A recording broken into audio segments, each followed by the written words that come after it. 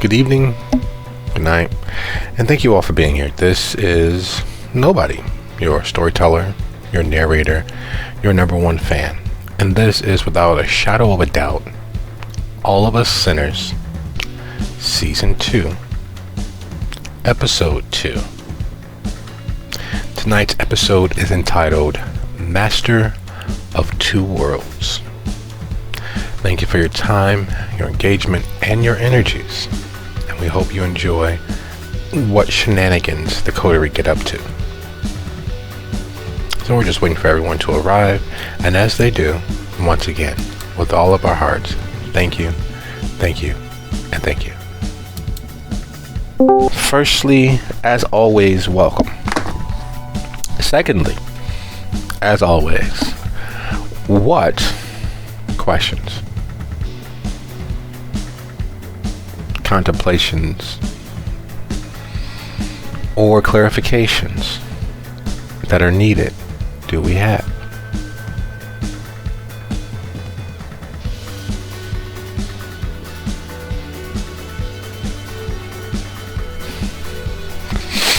All right. I always take our silence as camaraderie, that we are all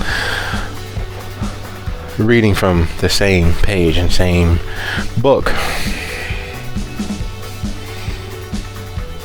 I always hope that is in fact the case, that our grasp of the moment is simpatico. And so with that understanding, this is officially, without a shadow of a doubt, All of Us Sinners, Season 2, Episode 2. Tonight's episode is, in fact, entitled Master of Two Worlds. At the heart of what the kindred are, they are the persisting and continued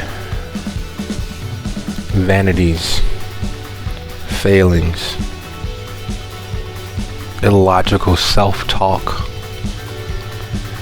intrusive considerations, and a mass of remembered slights visited upon themselves, taken out in revenge on the world around them. At their base, while they have been used in various epochs as signs of counterculture, hedonism, sensuality, outright rebellion against the mandate of heaven, and various other things that all boil down to humans needing to connect, to fill that loneliness in their hearts, in their minds, and oftentimes in their souls. Unrequited expectations, vain, selfish thoughts of where one should be, could be, might be, yearn to be, and all of the illusions we tell ourselves to make it seem as if it is not our failings but the world. I coulda, if not but for. Could have got away with it if not for those kids. I could have been a contender. At their base, that's what kindred are. All of our worst ideas, our pettiness, with the promise of immortality. The promise of being able to be that self-same individual forever. A lot of it is learned. A lot of it is taught.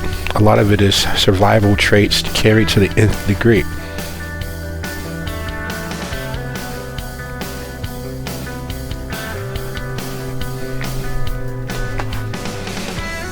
All of I have to say, kindred at their hearts, at their base level, have to struggle night in and night out to be more than their solipsistically selfish selves. They have to make every undue effort to not attempt revenge against the world for their own existence. And it's a battle that most kindred lose nightly, if not multiple times in the course of an evening. With Dell exiting, with the whispered conversations had in the various private alcoves slowly dissipating, with the night still more than half before this gaggle of kindred, Jacob does what is least expected of anyone, and that is he simply leaves. Excuse me for a minute. And everyone assumes that he's just going to step across a room or talk to somebody or go pick up one of those floating glasses of Vitae. Maybe he's going to... But as you all watch him walk past one of the servers with drinks on their tray, dodge around another, ignore someone waving for his attention, and continue right on his way, it is apparent that whatever it is that he has for the remainder of his evening is far more pressing than whatever might be unfolding here. And so as the door closes behind him, the invisible, but now that you pay slightly more attention to the staff floating around, the security that's mingling with the servers, the kindred pulling one another into conversations after the conversations, those choosing to all but vogue to get attention, and those quietly whispering, taking notes of who takes notes of whom, and who makes an ass of themselves in the attempt to get on everyone's tongues, or at least those worthy of being on their tongues. We pick up with the many whispered dead voices murmuring to themselves, just loud enough to be understood that they're saying something, but quiet enough where you would have to intrude upon their circles of conversation to really get the gist of what's being said. The service members dressed in their vanilla and darker cream ensembles, mixing and mingling, reminiscent of Arturo, but never quite managing to upstage him in any sense of the word. The sound of handcrafted and tailored heels along the marble floors of the club, and out there in the distance, somewhere in the night, ships, ferries moving backwards and forwards across the river. We find Baby Doll, Lyric, and Penelope, having watched as both Dell and Jacob disappeared into the evening.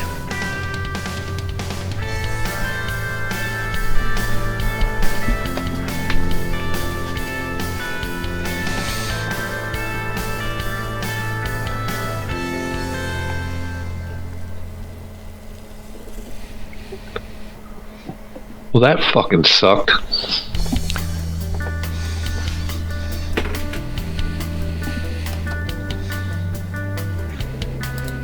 I don't know, it wasn't so bad.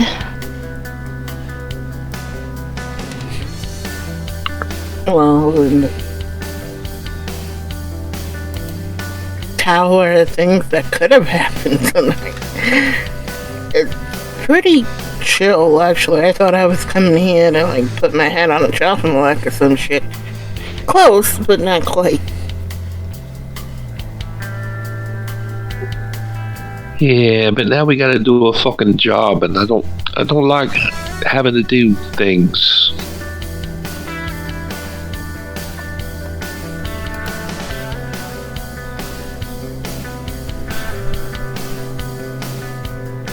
Penny will just give her a look of, yeah, sure you don't like doing things.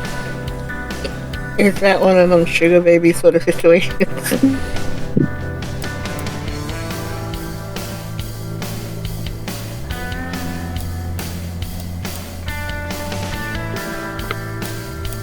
And where the fuck did your smuggling partner get off to?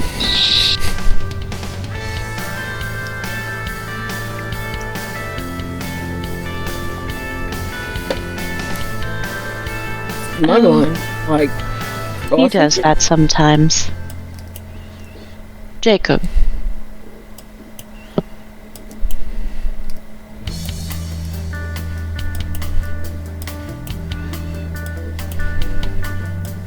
He has a curfew, basically. Hey, you know how it is. The new ones.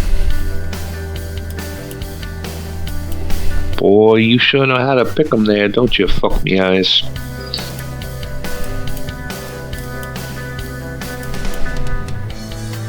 I mean, compared to, well, at least the people left in this little cubby, you all are children. No, maybe in lyric, not so much. But still younger than I am, I believe.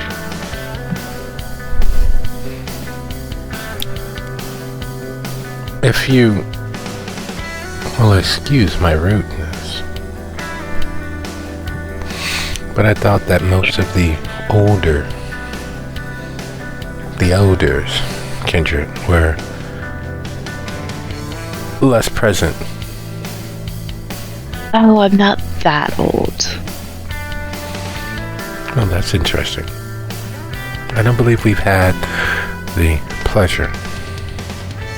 I'm Primogen Sawinski.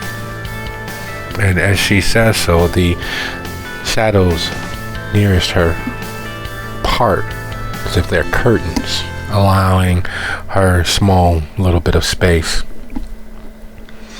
to be considerably more visible. As she moves forward, one step at a time, the world slows as it does in those old movies when you make eye contact with the one person that's going to change your life. She's considerably younger in look than most of the other kindred around. Pale, wan, a choppy, mullet-styled bang haircut, dressed in a what would be a three-piece, a dark pinstriped blazer with jegging style pants underneath. They're pinstripe, but you can tell they're from two different black ensembles. Just the fact that they're black is why she's wearing it. Underneath which is a lighter shaded gray, also pinstriped vest, and underneath that there's clearly a shoulderless or halter style top, a wide silver cross hanging there just atop the vest, an unlit cigarette dancing between the fingers of her right hand as she looks each of you not up and down, but instead down to up, starting with your shoes and making her eyes trail across your jeans, across your jackets and shirts, your bust line, collarbone, and finally resting on your eyes before she moves on to the next, doing exactly the same thing, starting with the shoes and working her way up, as if she really does have the rest of forever, or that she's been trained to act as if she does.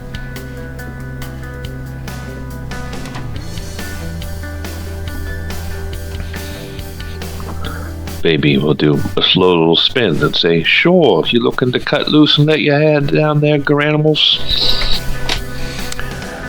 Not quite, though I could see why Archero, she pauses when she says that and looks left and right, making sure he's far enough away to not be a factor.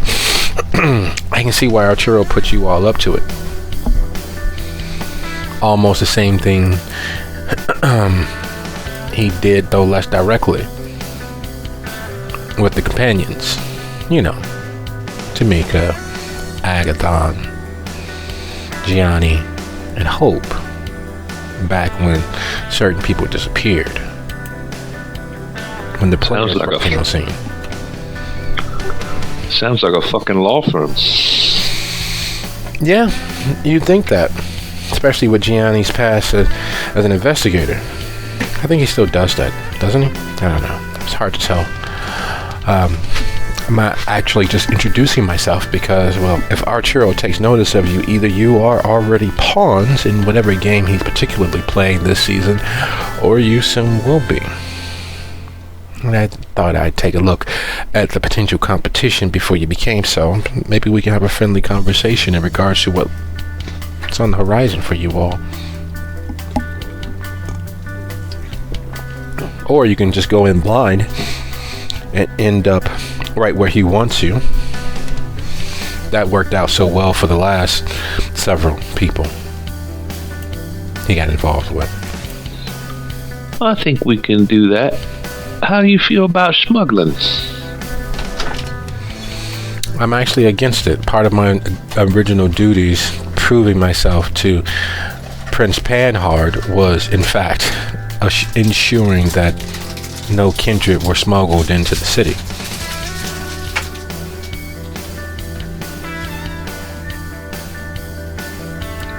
Baby just nods with a bit of a smirk.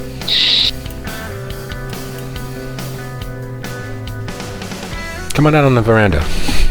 And she twirls and twists her cigarette as she moves out onto the veranda. There's several, those of you who have a wits and awareness or a wits and subterfuge of at least 4 easily notice that several eyes and a few sneers are tossed in her direction as she moves between the crowd. Those of and just below where you all rate in regards to the status level of the city are considerably more envious of Sawinski, because up until a year ago, 2 years ago at the most, she was no one. Literally no one. She got tasked. She was the border patrol for Manhattan. She was directly under the purview of the sheriff. She was nothing more than a glorified driver and babysitter for those who had any standing whatsoever in the city, or those who came in with standing from elsewhere. She was a go fetch it, a do girl. And yet, whatever it was that happened a year ago changed that immensely. She went from being a do girl to a respected member of the New York Primogen almost overnight. And that definitively rubbed certain people the wrong way.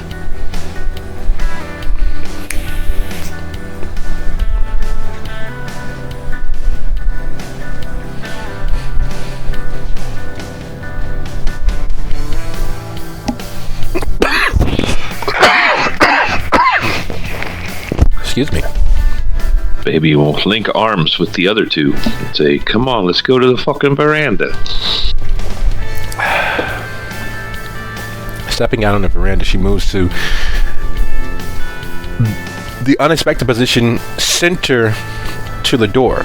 She doesn't go to the far end, left or right. She doesn't walk around the corner of the building. She really just goes to the railing directly out of the door and leans over as she works at her lighter in one hand and doesn't quite strike it, but you can hear her, well, see her as you draw closer, playing with the wheel on her disposable lighter.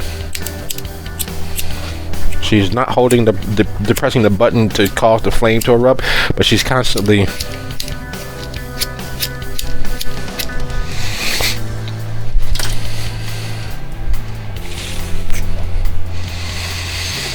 You got some kind of nervous tick? I used to smoke 2 packs a day until I died. Yeah, that'll fucking kill you. Before I died, I had made it up to smoking a full-fledged carton every 3 days. It was glorious. I existed in a world, a cloud everywhere that I went. It was glorious. And one of the things that I miss most besides coffee is a good, earnest cigarette. I tried these electronic cigarettes for a while. It didn't quite take. It all tastes absolutely like garbage. It feels like garbage.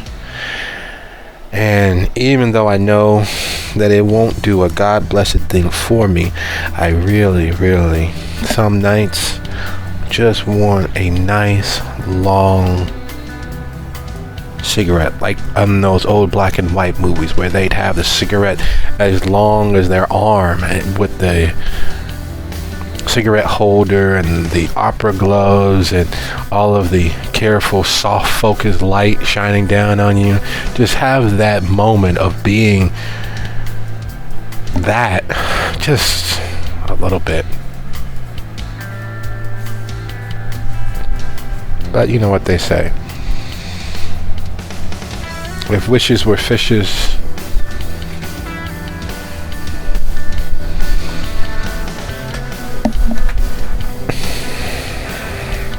I'm talking your ear off and still not getting to the point. I hate when people do that to me, so forgive me. So you three are the most recent in a very long list of kindred that will probably be ground to dust because of our churro. From your pace, next season's attractions will be made, and no one's going to ever remember the sacrifice of your time or your efforts. I can't stop that from happening. I don't think anybody can.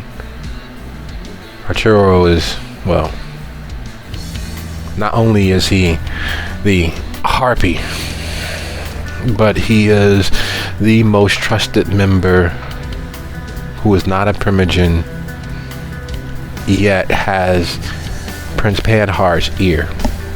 What he says goes, and what goes is what he says. There's very little chance that anyone could do more than offer up another sacrifice in your place, and I don't think anybody's going to do that. You may be able to convince someone, but it's not all gloom and doom. I managed to not get stuck in the spokes of his tires. I managed to not get run over more than once. I even managed to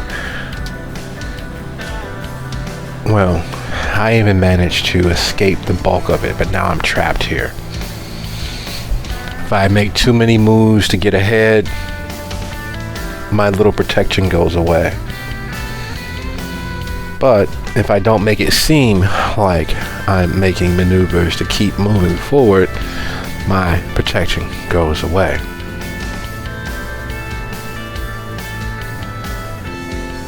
It's a dog-eat-dog world. And unlike most, I know what that actually means. There used to be a saying, not even a dog would eat dog, to show how bad someone was, to show how evil, repugnant, and rapacious people were. They would say that not even a dog would do what they were doing. And somewhere along the way, I got twisted, got conflated with several other ideas, and here we go. It's a dog-eat-dog world, meaning the only way to get ahead is to engage in a little bit of cannibalism. And I think that's more accurate of the world in which we exist.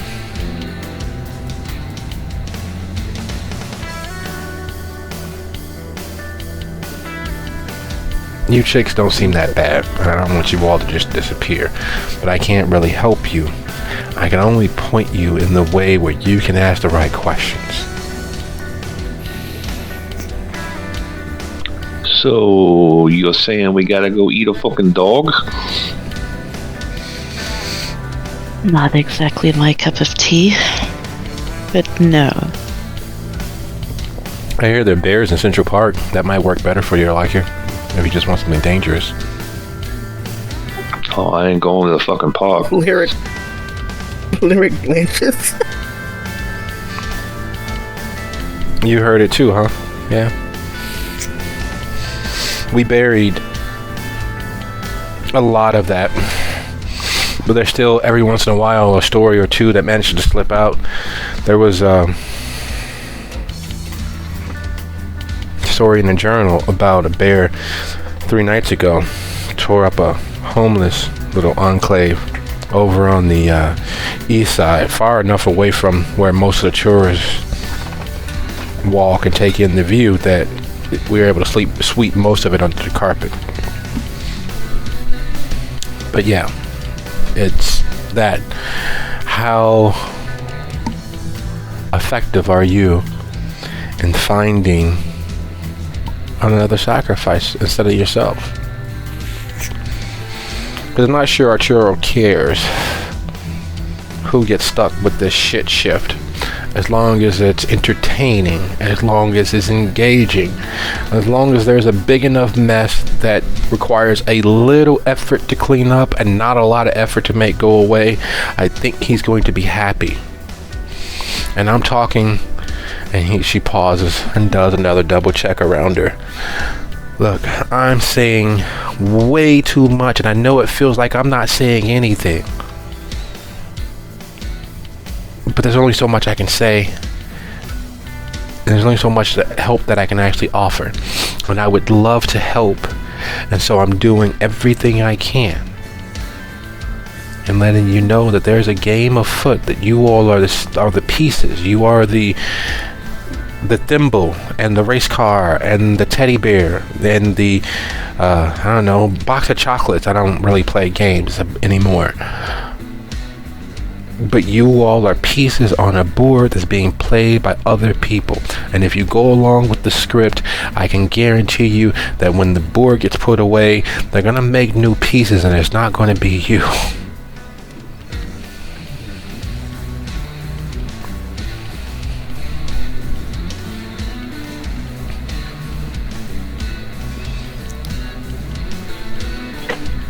Well, fuck, we'll just go home and not play, right?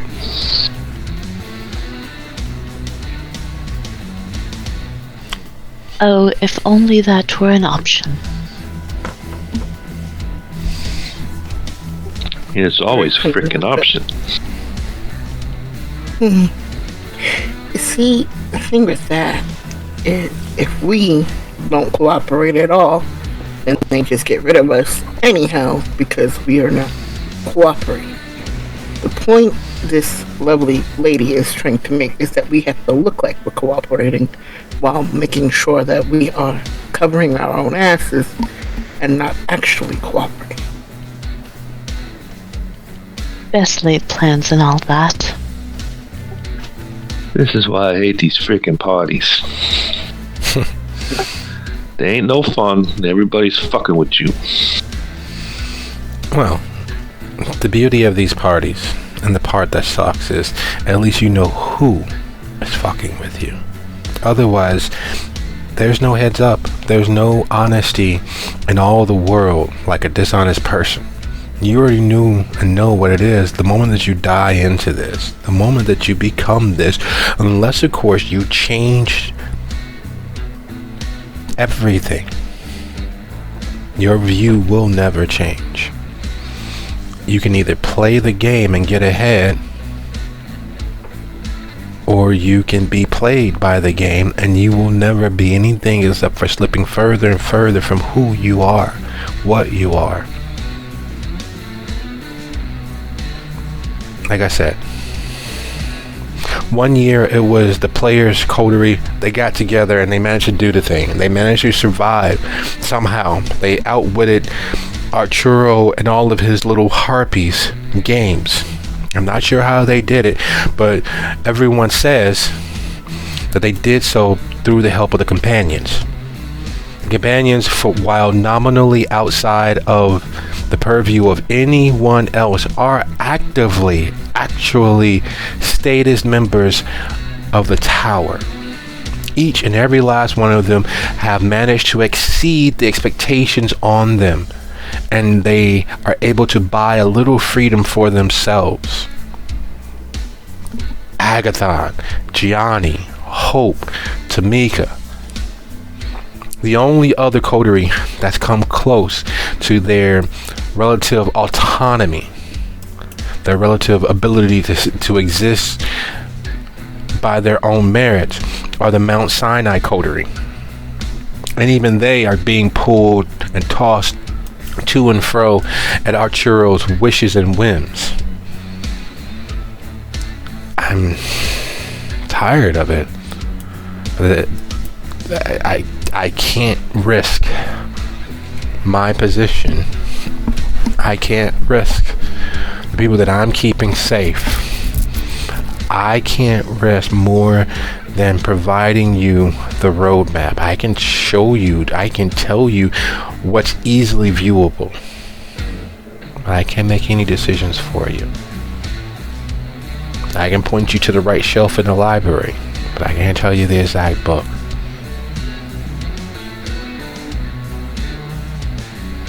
Penny will cross her arms and tilt her head to the side a little bit. And what exactly does this information cost? Everything. Nothing. I don't want to see you all before the players. There were several other coteries that Arturo played a game with. The Harpies played the game with. They made them all disappear. Literally. 3 of them. There's a video going around. You may be able to find it. It's an old VHS. No one's willing to burn it to a DVD or upload it digitally for fear that it might get found out who had access to it. It shows the last few moments of the last few kindred who refused to play along. I heard that if you go down to Chinatown, there's some guy named, of all names, fucking Wise Frog, still is able to get a couple of copies. But it shows their last moments, and the reason why it's still being allowed to exist right now is because it also shows, well, sunrise. Honest, earnest sunrise in the offing. And that by itself is a huge value. Because a lot of these guys, as she again looks around at those inside talking, a few glancing towards the door, a lot of these guys, even when they were living, didn't take the time to watch a sunrise or sunset. So being able to play it whenever you want, to see it whenever you want, to get a little electronic vitamin D, I've seen people trade away major boons to watch it safely with someone else.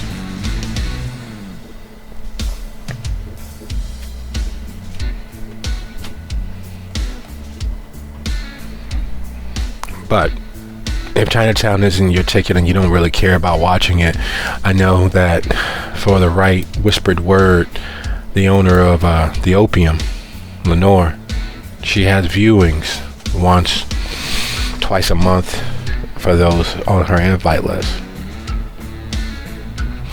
Baby, you probably know Lenore. I'm sure your band or bands have played at the Opium before, right? Yeah.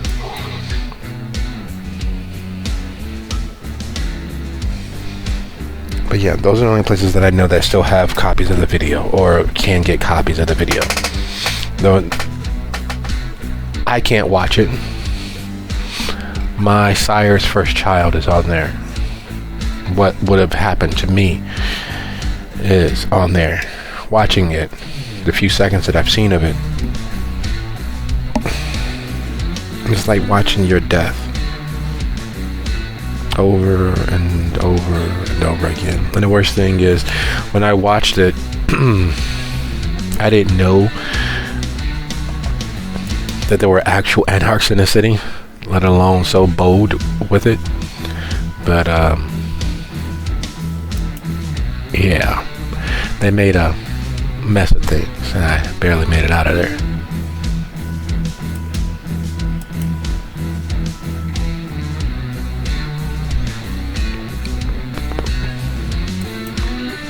Fucking Callahan.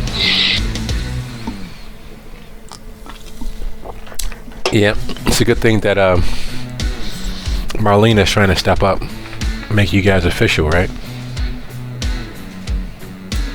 I don't fucking know. You think I'm with them? I think based on the last few curse words that just came dribbling out of your mouth that you're one of them, one of the rabble, and that your best bet at legitimacy is probably Marlena, but I could be wrong. You may not be one of the rabble. You may not be one of the wild kids, but you definitely seem like it to me.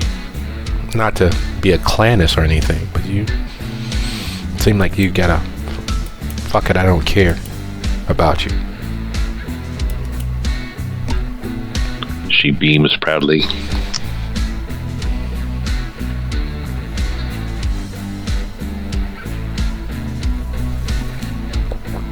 Well, that worked out better than I was hoping. I was a little nervous about that.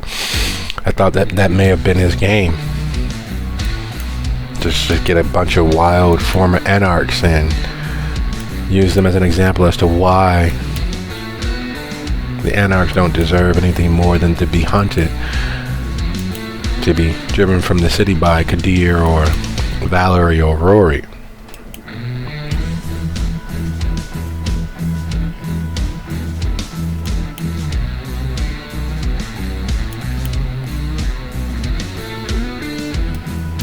Is this really what people do on the veranda? Because it seemed like it would have been a lot more sexy. Yeah, the view is ridiculous. I don't know if you guys can. And then she turns to all of that inky black darkness with this twinkling lights from across the river. There is, for anyone who doesn't have Auspex, standing on the veranda staring out into the night is literally staring into the void. There is, even though if you were to look directly across, if you were able to see with binoculars, you look to your left, you could see where the Holland Tunnel crosses under the river. If you look straight across, if you could see straight across, if you had binoculars or the like, you could see Sinatra Park right there, and just north of there, there's Castle Point Lookout. You could even see Castle Point if you had binoculars, but without that, and as dark as it is, the few twinkling lights that are dancing along the water, you can't tell whether those are the lights from a ferry or the stars overhead. It is just a void of inky darkness with an occasional flash and flicker of a light out there in all of that emptiness.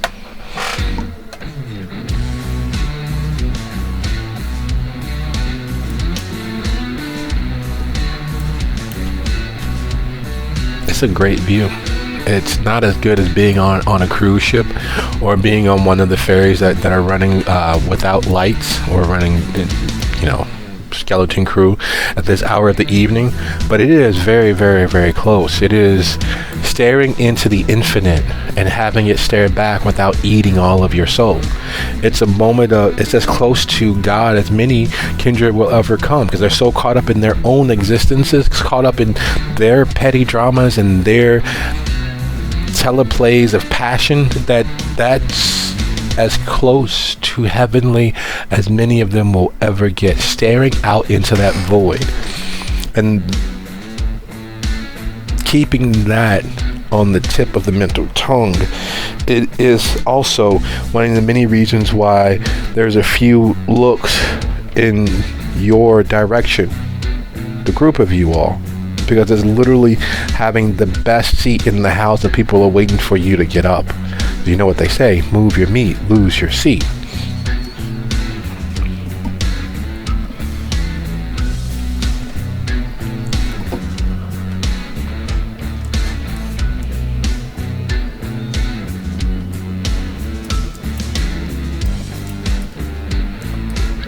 So, what do we got to do to make sure we pass go?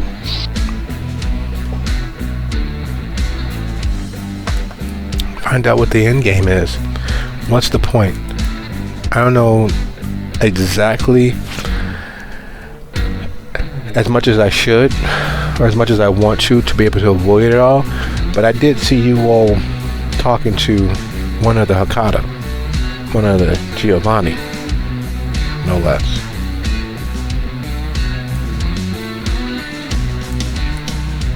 Yeah, this is all his fucking fault. Yeah. It's just walking down the street, minding my own business. Motherfucker almost hits me, and now I'm fucking here. You know there's no such thing as coincidence, right? I'm not sure where you stay, but the chances of someone almost hitting you near your usual stomping grounds and then inviting you to a lavish party. I mean, I don't know how long you've been in New York, but walking anywhere is almost getting hit by a car. Yeah, maybe so, but I've never been invited to a party afterwards. Well, not counting the parties that no one in their right mind would like to go to, unless of course they like being skewered. I got a freaking way with people.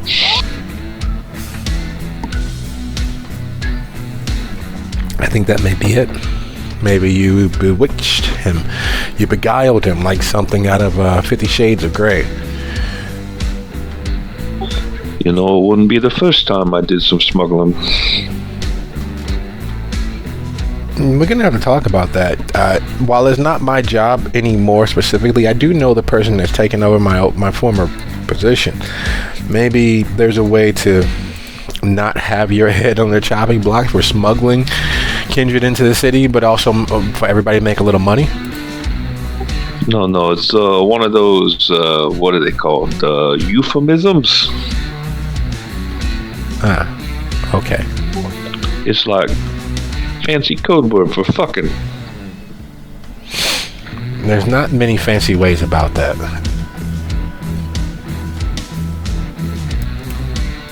It kind of is what it is. Maybe you just ain't been with the right partner. Not in a very long time. Not in a very long time. Are either of you all looking for a relationship? I could use the practice.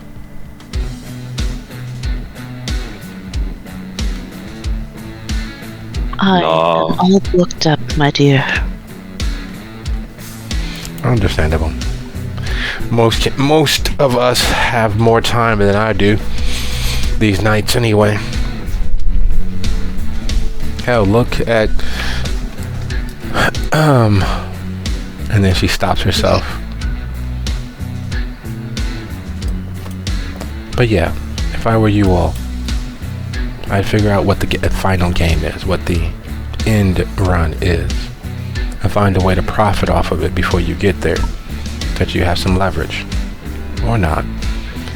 I just don't want to see anybody else get made a fool out of, because while the players did it, and I did it, I had help.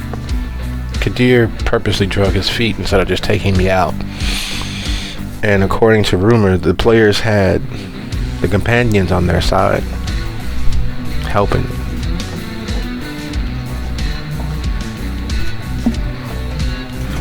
So, anybody know one of these fucking companions? Very good question. Would Penny know these people? Well, the companions are a loose coterie, but they're Agathon, the former protege of the Region of Regents for New York, the Chantry of the Five Boroughs. Gianni is one of the few distant relations to Uncle Smelly, the information broker. Hope is the right hand, or was the right hand, to the Malkavian Primogen. And as far as people are concerned, she may very well be the next Malkavian Primogen. And then there's Tamika, who is nominally respected as the Primogen of the gang group, though that is up for debate, considering for the most part Tamika has been operating roughly as an autarchus, one of the few tolerated by the Primogen of New York. Her actions during the War of New York and her sire's actions during the War for New York have bought them a little grace, but a very little grace. That time seems to be running out, and they're going to either have to decide moving out to the other boroughs and taking up residency as an anarch, or toe the line eventually. That decision is ever encroaching.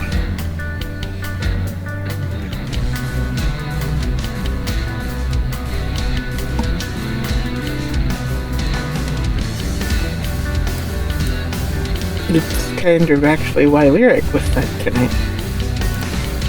But no one knows that. Did she tell anybody? But nobody did. Lyric is just kind of... Well, when they get asked about, does anybody know any of these companions, she's just kind of... right. fighting at Between... home. It's okay.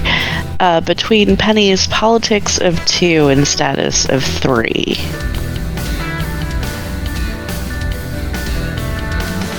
What would she be able to piece together? That's a good question. Baby, Lyric, do either of you have any status? Baby's got 1 dot. Excellent. So, in that case, with a status of 1 and a status of 3, here's what the easy view of the playing board is. There is a decision that needs to be handed down for the group of gangrel who have bandaged together to form their own thing of theirs at the edge of Central Park. Central Park is known for wild animal attacks, not just muggings and robberies and the whole late postmodern world from the late 80s that made it a super dangerous place to exist.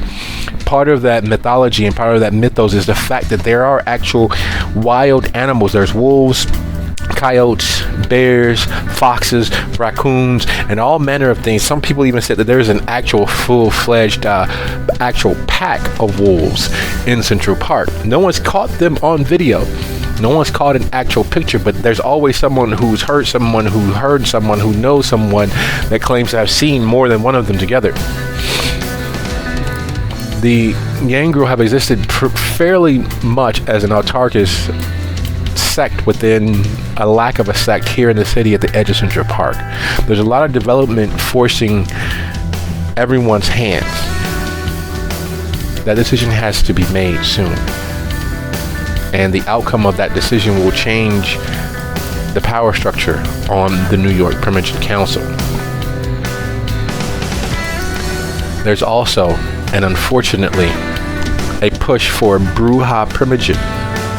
Marlena really is kicking down the door with everything save actually taking the door off the hinges to fight and claim a position on the New York Primogen Council, which stands in opposition both to the established ebb and flow of the Primogen as well as the new would-be Baron of them all, Torque, who is the Baron of the Bronx, but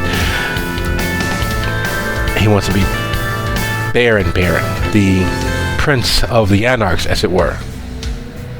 Then you have Richter, who's the disputed Baron of the South Bronx.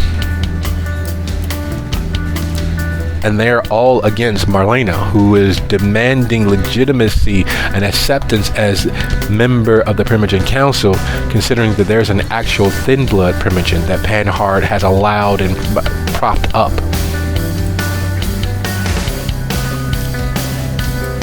In short, there are several layers of battles happening for legitimacy and being part of the Primogen or assuming more control of it. So allying with a clan that is soon to be outside of any contractual obligations means that there's another source of support. So if you succeed in doing whatever it is that Dell has outlined and that he's agreed to, all the better. If you fail, that's an example of why they should just be subsumed and forced under the thumb of the tower to begin with. No muss, no fuss, just fall up the pieces, throw them away, reset the board.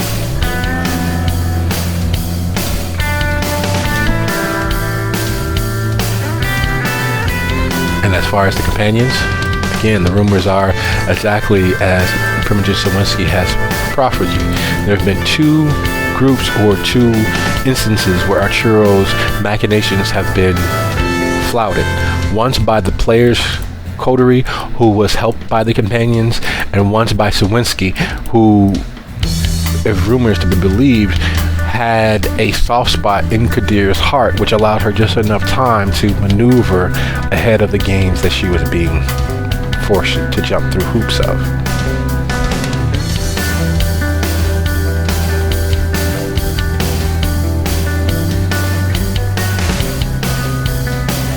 So who you know of, how you know of them, do tell.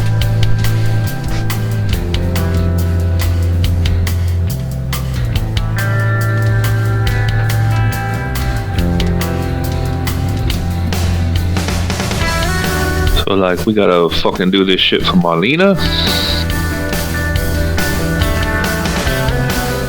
You could. You'd have someone who would be in your debt for getting them political largesse.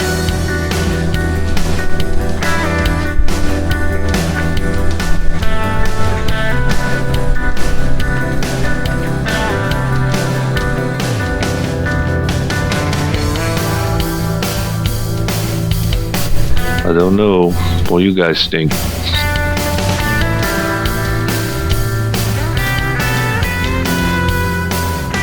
Penny will. Think we should depending. Penny will. You know more about a this little than I bit. do. But maybe it sounds like we should pick a horse and back that horse and hope it's not a loser. Hardly the first idiotic thing I've done in this life. I'm sure it will not be the last.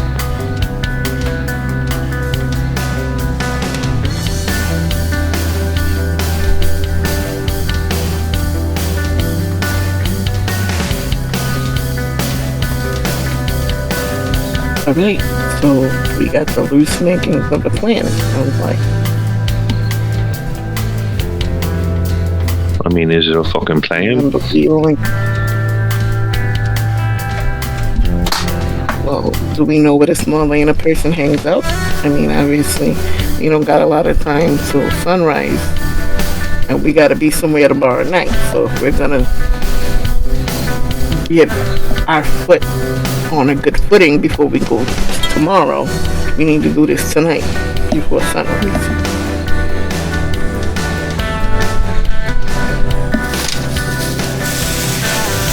Indeed.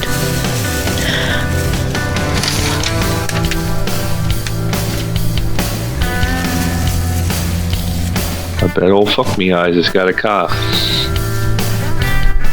In fact, I do. Unfortunately, it's not quite the speediest of them all. More of a statement piece.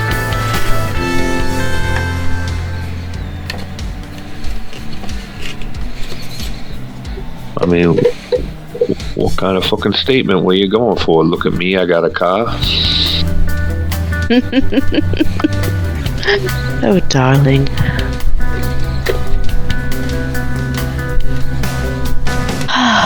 You forget I know how you drive. I have been in the car with you. You can make any car faster than it should be.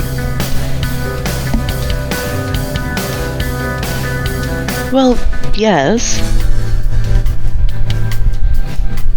But not so much this one. You'll see.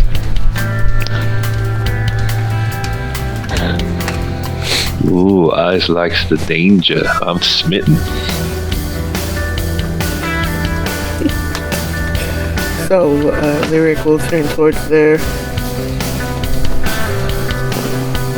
confidant slash benefactor and give her a half bow.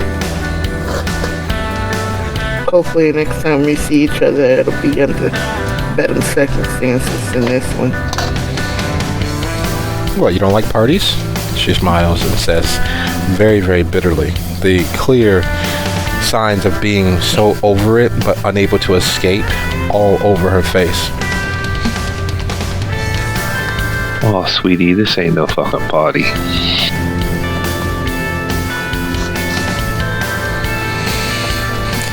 Yeah, that's what I used to say about the keggers in the dorm. I miss those now.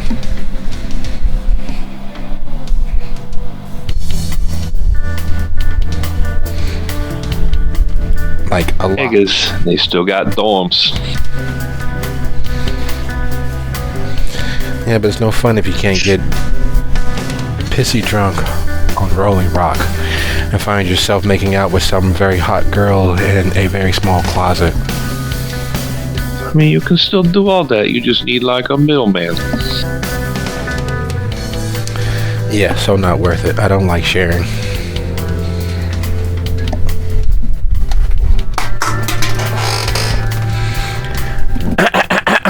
Excuse me.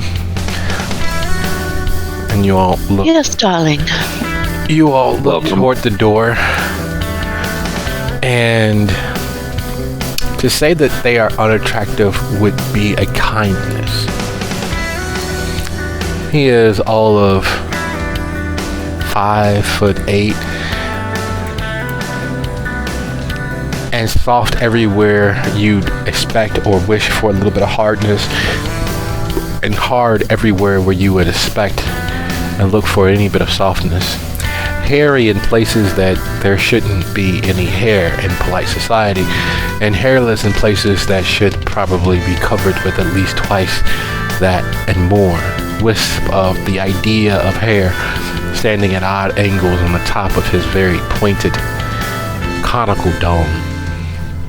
His brow, one singular thing nearly from ear to ear, hanging long enough and hairy enough that it looks as if there's an army of caterpillars fighting for supremacy. His teeth are another matter entirely. They vary in all levels of wrongness. You've never seen a round tooth before, but you are sure that every time he opens his mouth, you can see it there, just on the top right where there should be a bicuspid, not the canine, that's there and clearly apparent, sharp enough that you're sure that he cuts himself every time he speaks, but just past it, right there where the bicuspid should be, there's, you're sure, a rounded tic-tac sized tooth, which is not the only wrong thing in his mouth. His tongue looks as if it has at least 3 portions, tentacle-like portions, as if someone took his tongue and trisected it. The nose, well, you've seen less hair on a lion's head. And every time he speaks, and it's clear that he's wasted the energy to take on the semblance of life because there's breathing, you can tell, because every time he inhales, the hairs wave at you.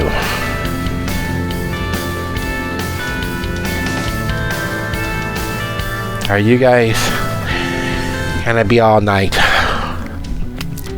If so, just let me slide by you here and I'll go to the far end. Don't worry, I'm not gonna eavesdrop. I wouldn't do that. There are better ways to do that anyway.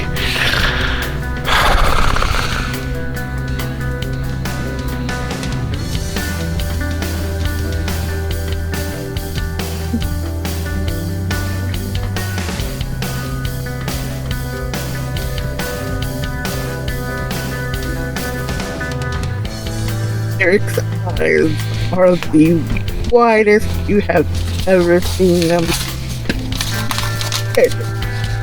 gobsmacked by this person.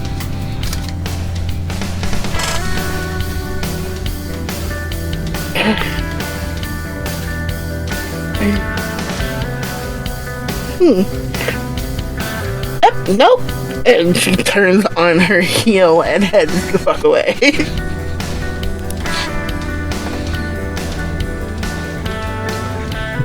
Not to be rude, B, but I got a thing.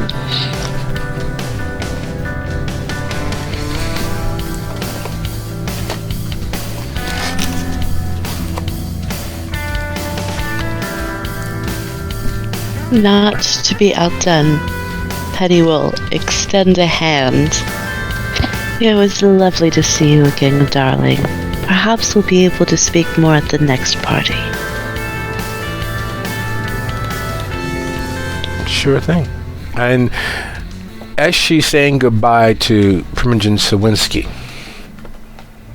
is she allowing that person to stay within her eyesight, in her eye line, as Lyric and Baby move past and through into the party, away from them standing there just this side of the doorway? Oh, absolutely. Excellent. There are several things that the Clan of the Rose are known for. Several different variations on the theme. And while it varies person to person to a former person, there is a truly factual grip on the aesthetic.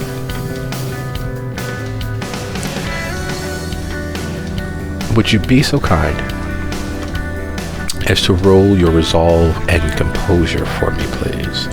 Your DC is 4.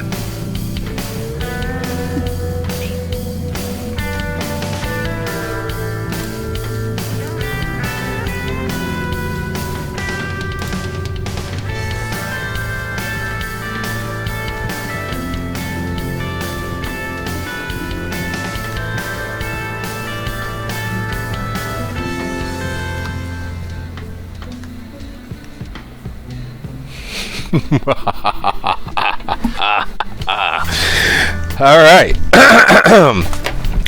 Your actions are a testament to your intestinal fortitude. You know exactly what Kal-El feels every time he is gifted with the presence of rocks from his home planet. Your intestinal fortitude is proof positive that you are able to rise above everything that makes you less of yourself in the moment. You keep your very liquid gorge, the vitae that you've had in your system, the blood you've drunk in the night before and this night even, and you manage to keep it from violently expelling itself from your soul. You keep the tears from welling up in your eye as you feel every ounce of your strength dissipate. You keep from immediately responding with bile and vitriol as your mouth fills with that precursor to vomit, that oversaturation of moisture that coats the tongue and begins to fill the back of the throat, teasing the uvula, coaxing what is inside you to exit. And you do so with a straight face. You literally can be blown over with the weight of a feather. Your speed, your gift of awareness, your sultry, sensual grace, drained away as if you were a flag left in the sun too long. You are what happens when roadkill is allowed to peter away and dissipate on the side of a road. You are 100% the antithesis of your strength in this moment. And you handle it admirably well. You keep from responding in kind to the violence against your soul that is that person. that is that kindred. And as you shake Sawinski's hand and turn to leave, it is a testament to the many things that you've experienced in your life that you don't immediately respond with the violence that it deserves, for having everything you are stripped away in the blink of an uncaring moment.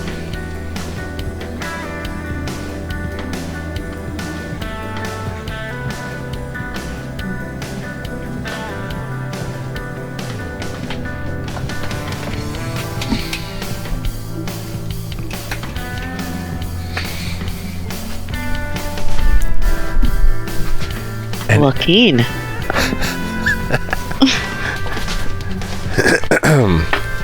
The question is, at this point, holding yourself together by a string of prayer and all of the spit and bailing wire you can find in the state of Kentucky,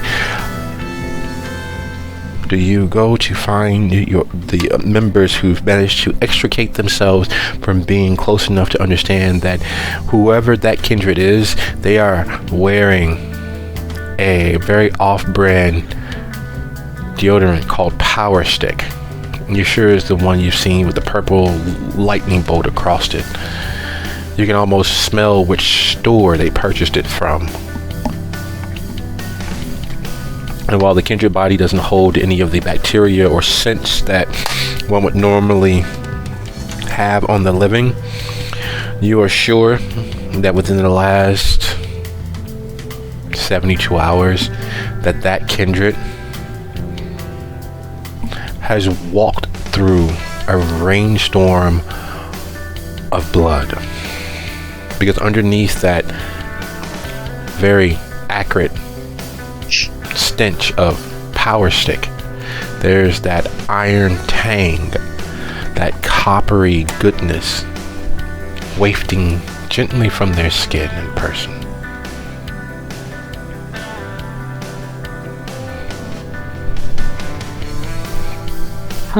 She is going to,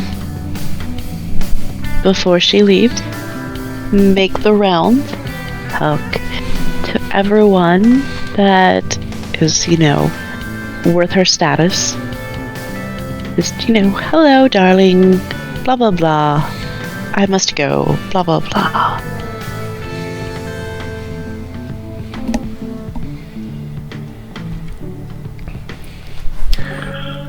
Baby wouldn't will. do to snub anyone. Baby will Or- help by you. Go ahead. Baby will help by yelling across the room, "Hey, fucking eyes, we're leaving, let's go."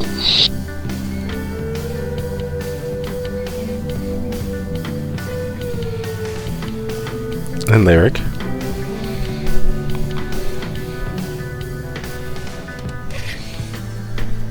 Lyric has spent the last 4 or 5 minutes fuck it messing up her eyeshadow, but she has been rubbing her eyes trying to rid her memories of the sight of that one since she walked away. So she's been just kind of like just short of clawing her own fucking eyes out. Excellent. So, to approximate, to give a quick overview of some of the names and goodbyes that you make, Penny. Larson is there with a small entourage of security agents in and around him. Sturbridge is not there, but Regent Eckhart is there with a group of other such high-ranking warlocks. Mr. Rafferty and his business partners are there. Nigel standing, at attention, along with Addison Payne. You are leaving Primogen Sawinski, so you know that she is there. There's also the Banu Primogen, Samira, who's a more recent addition to the local Primogen, but also came into the place with some measure of standing. While Hope is not there, one of her entourage, one of her students, her Mao Li, is there. Of course, no one from the local anarchs at all, but there is Kearns, who is connected to and dances in the cipher and circle of Marlena, who's there representing her at this gathering. And to add injury to insult, there's also Stephen Clark, who is a advisor to Kindred and one of the many people who delve and deal with the less than legal activities in and around the city. Several other notable faces, but those are the biggest ones that would stand out that you may feel some sort of way by not speaking to. Because while Kindred have the rest of forever, they don't have time for anything except for pettiness when it comes down to it. So snubbing someone, not saying goodbye to someone, is definitely a sign of inherent disrespect that they're going to find a way to make sure people feel their plight, their pain. Like, how dare she? Just because she had the opportunity of speaking with Arturo doesn't mean she has the reason or the ability to walk past me and all of that BS, because that's what it is. It is a measure of BS that is carried out because, well, when you have the rest of forever, you kind of always have time for the BS. And as you're saying goodbye to even or odd, by the way? Always odd. Excellent. You were saying good Abend, good evening, to a lovely kindred known as Miss Louise. She's the keeper of Elysium, and while this party is not actually Elysium, all the rules of Elysium are being held. Meaning, no discipline used to be caught, and no outright violence, and all of those things. As she greets you again, I didn't know that Arturo had brought you in. Hey, fuck me eyes! No, I'm taking it that that's for you. And she adjusts her scarf and moves along. She will just see an extremely forced look of patience on Penny's face.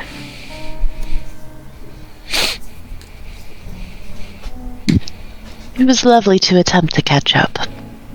I will see you soon, darling.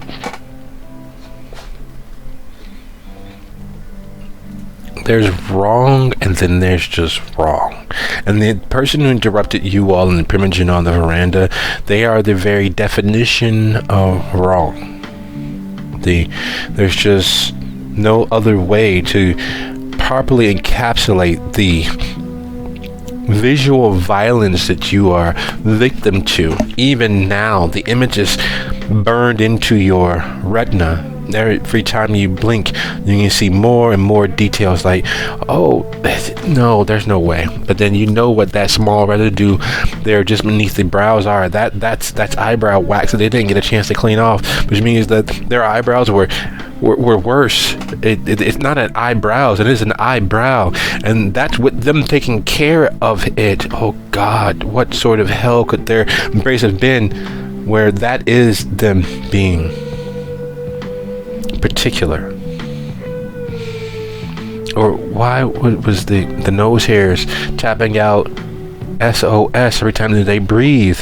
Why did they have to take the effort to seem human? Why did they risk the beast to breathe when that was the outcome? And as you make your way to Baby and Lyric, who are by the door waiting on you, and of course, in the few steps from saying goodbye to Ms. Weiss to getting there, the image of them, oh God, they clearly use activated charcoal on their skin.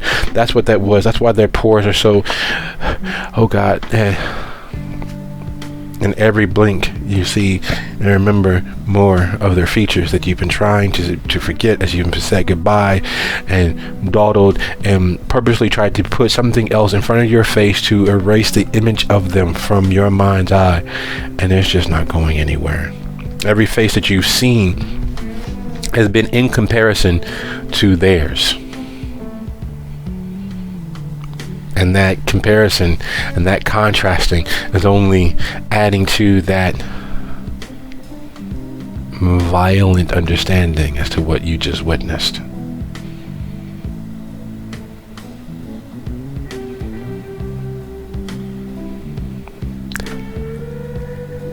An injury to insult. Baby is gorgeous. By every definition, every metric of attractiveness, they score exceptionally high. And Lyric, by every standard of aesthetic beauty, rates exceptionally high. And that's normally not a problem. It's good to hang out with beautiful individuals. It's good to hang out with stunning individuals. It is great to surround yourself with beautiful people in mind, body, and soul. However, again, every face you see drives home the difference in what you witnessed. So blink. Blink. Blink.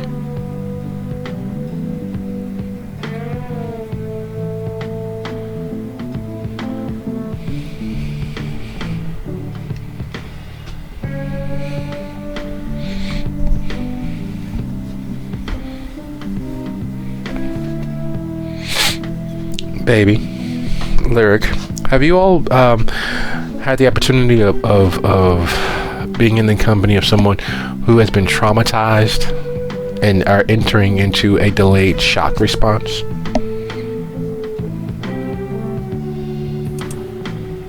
Yeah. I mean, we live in New York City. Oh yeah. Yeah. That's the very put together, very staid, very calm and attempting at disaffectedness view that you all have as Penny closes the distance.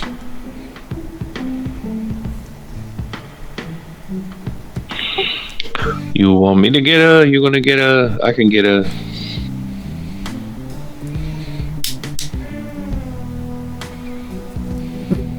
I think we have very little time until she loses her absolute shit, so we should probably get her out of here. I mean, she did stay out on the veranda. Maybe he got some slime on her.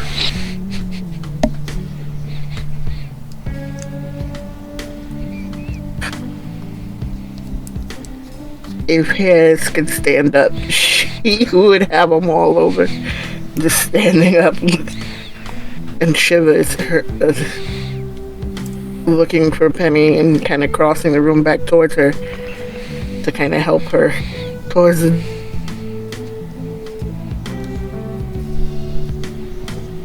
Come on, sweetie. Just like 3 more steps, we get out of here. Let's go. Come on. Come on.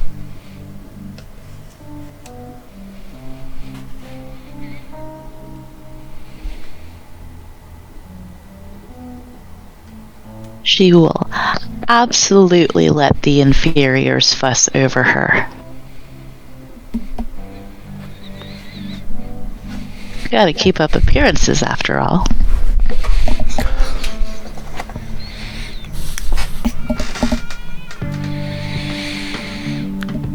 New York is roughly on the same parallel. Roughly. In the same parallel as London. For some strange reason, New York is a little windier. Not quite as rainy. Not known to be consistently overcast, and there's some days where New York is outright damn near tropical in the way that it feels when the summer heat gets it up near 105, 110 for that day or that week. And so it's not known for being rainy, overcast, and gray as London, but it very much is cooler. It's in a slightly more elevated climate, yet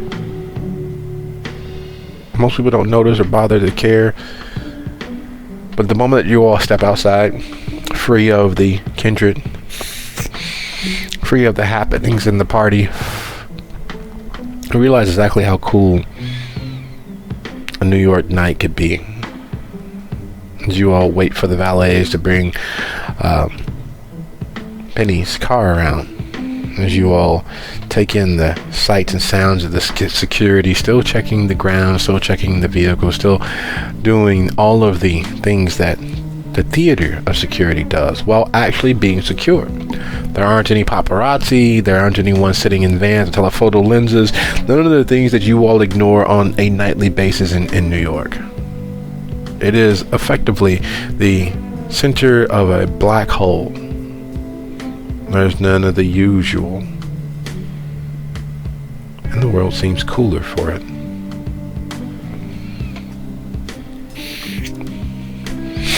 As the valets work at getting Penny's car back around to you all, is there anything that you all are discussing or considering or plotting?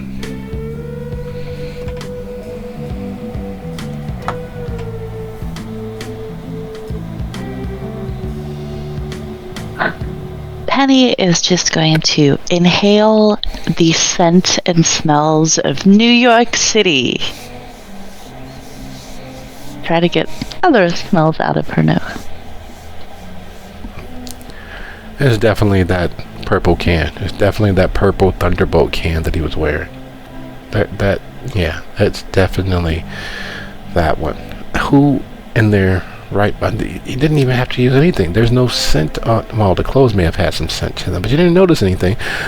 But that power stick, it very much is like an axe of scent to your nose. Like someone took a axe handle and smashed you in the nose with. That's what power stick is. It is loud, abrasive, and bright. And no matter how lightly he sprayed it on, he may as well have just bathed in it. And then there's the sick and twisted part of your mind as you breathe in the scent of the city and take in the fresh coolness of the evening. And that curiosity begins playing at the edges of your mind. If that was what his brow looked like with being taken care of, what would happen if he didn't? Could he let it grow long enough to sweep up and back over that conical shaped head? Would he be able to wear it like a toupee? No forehead, of course, but that's a small price to pay to disguise that misshapen structure that was his skull. Maybe if he didn't take care of his eyebrows, he could, sweep it up and back and use it. And from a distance, he'd look almost average, maybe, because he had good skin. The pores weren't clogged or jammed with anything. Looked like during life or early portions of his own death, he at least moisturized his skin. But then he'd have to wear veneers for those teeth. And would veneers work? Maybe he had to get a whole different set of something. Maybe he could just wear a mask. Yeah, wear one of those surgical masks, and all you would see is his eyes. Wait, his eyes? You don't remember seeing? Yeah, you do. The reason why you ignored his eyes, because there's a swirl in the left one, and not in any semblance of heterochromic mixing and mingling that you've seen before. There was an honest swirl. It looked as if the iris of his eye was in the mix of being mixed with the color of his retina, as if someone reached into his eye with a swizzle stick and moved the color from the iris into the retina and back and forth randomly at an odd timed rush. And then there was the right eye, and you try not to remember it. You fight to not think on how many smaller irises and retinas were in that right eye. It's no, you don't want to. And then you get the number 76. 76 small irises and retinas forming one large, slightly oversized iris and retina in that right eye. staring at you, each one focusing at a different portion of your face. And you try not to think about it. You tried. You really earnestly did, but then curiosity got the better of you. And as you're inhaling this many wondrously cool scents coming to you on the wind across the river and from the city itself, and you realize that his face is honestly etched in your mind's eye.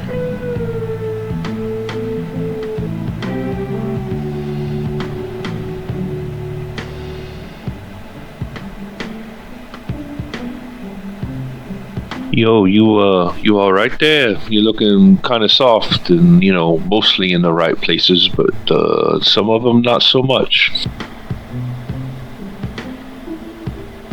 It's nothing. Just some flashbacks to when I was younger.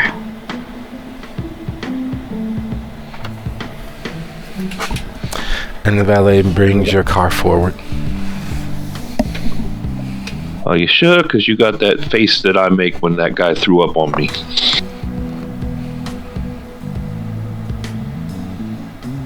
Which time? A long time ago. The one I was fucking and he had too much to drink and he threw up on me. That was not a good time for anyone.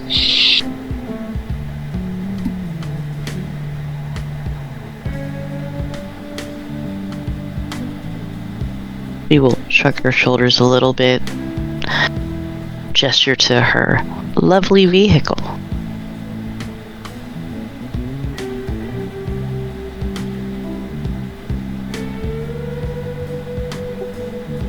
I guess this is your car? It is.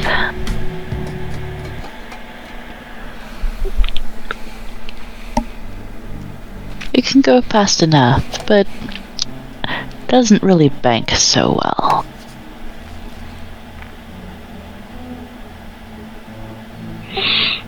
Baby reaches for the door and says, "All right, Eyes, why don't you show me exactly how fast you can go?"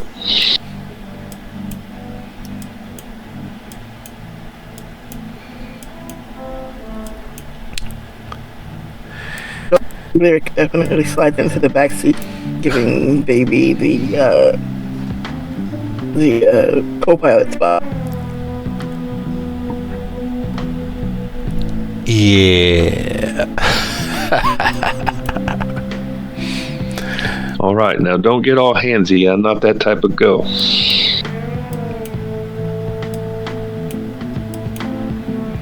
So, the question becomes, in terms of destination, knowing that Merlina is typically on the Lower East Side, and knowing that, Chinatown is right there at the mouth of two bridges, basically, just south of Lower Manhattan, across from Tribeca, where are you all attempting to get to? Are you heading to Lower East Side, or are you heading to Chinatown?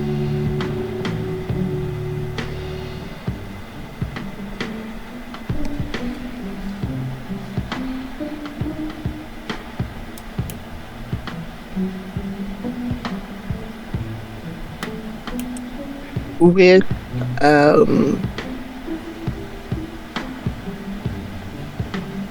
my closeness to Finn and Finn's connection in Chinatown, would I know anybody in Chinatown through Finn? Yes.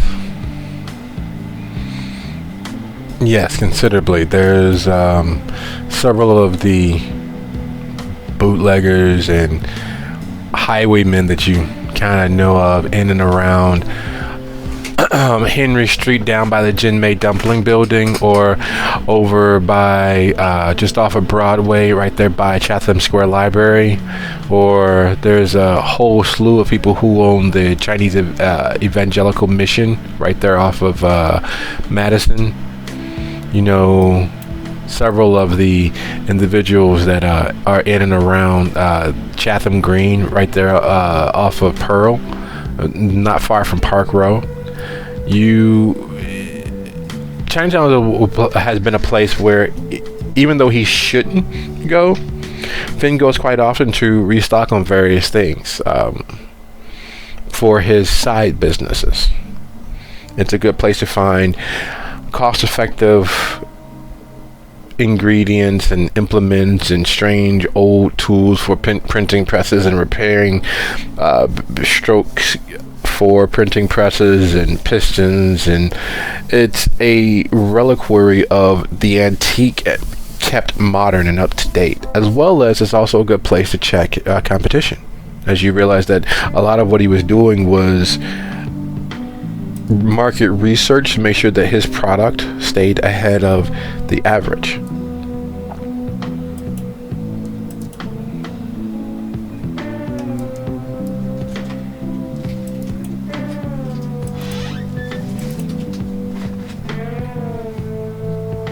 Okay, so using that connection, I probably know where there's a copy of this video.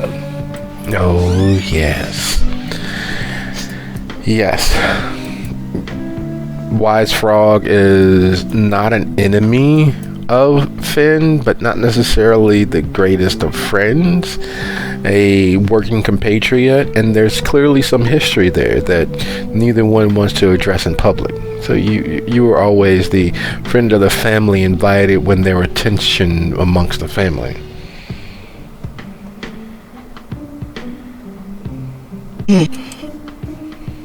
So she will lean forward.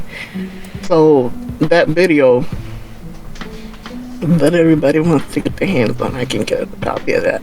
But we gotta go see that Wise Frog guy.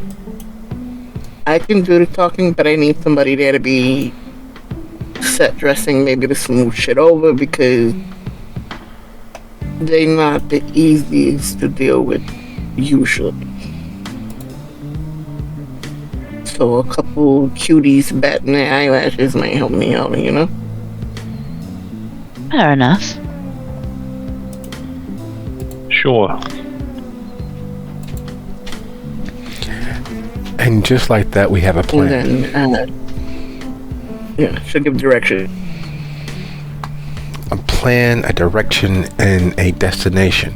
It is more than most people have built their lives upon.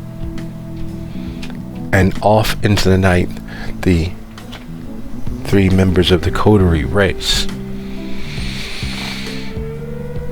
For those who have not had the opportunity of driving with you, Penny, nothing is even remotely off. You are moving and melding with traffic as if you live and breathe New York traffic. Those who have ridden with you, and you yourself, knows that you're a few seconds slower on the merge. You're a little sluggish. It's very much indicative that the individual who took up your vision and you allowed to stay in your cipher has had more of an effect than they should, because it is, as the evening goes on, as the seconds tick by, and the hold that they have on you is slowly slacking, the caustically burned in image on your retina and your mind's eye of them is no longer being hyper focused, is no longer being magnified to the nth degree where you can count the pores. Yet energy must come from somewhere, and the strength and resiliency you showed, the cast iron stomach that you used to buoy yourself up upon, that energy came and comes from somewhere, and it hasn't been replenished just yet. So as you all make your way across the city, the evidence of that, for those in the know, is a little more obvious than one would expect. So keeping a stiff upper lip and melding and moving with traffic at your own pace, you all make your way towards Chinatown, toward the Wise Frog. There are several well-known triad and tones that were operating in and around the New York area. And the Wise Frog is considered the Don Corleone of the Chinatown scene. The Wise Frog masquerades as a businessman who is part of the neighborhood association, the committee. while speaking and doing untold evils and actions against, well, anyone who's an outsider behind closed doors.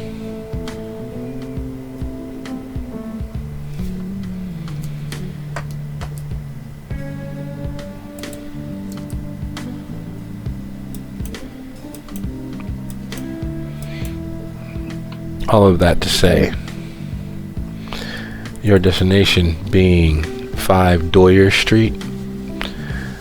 It's a 4-story walk-up with a pagoda-style roof. It has the colonnades that harken back to the idealized China from their Victorian and older era. There's several red lanterns hanging from those colonnades, and while none of you all speak Mandarin, signs attesting to what they have, not in English but in Mandarin, at various points along the side of the building.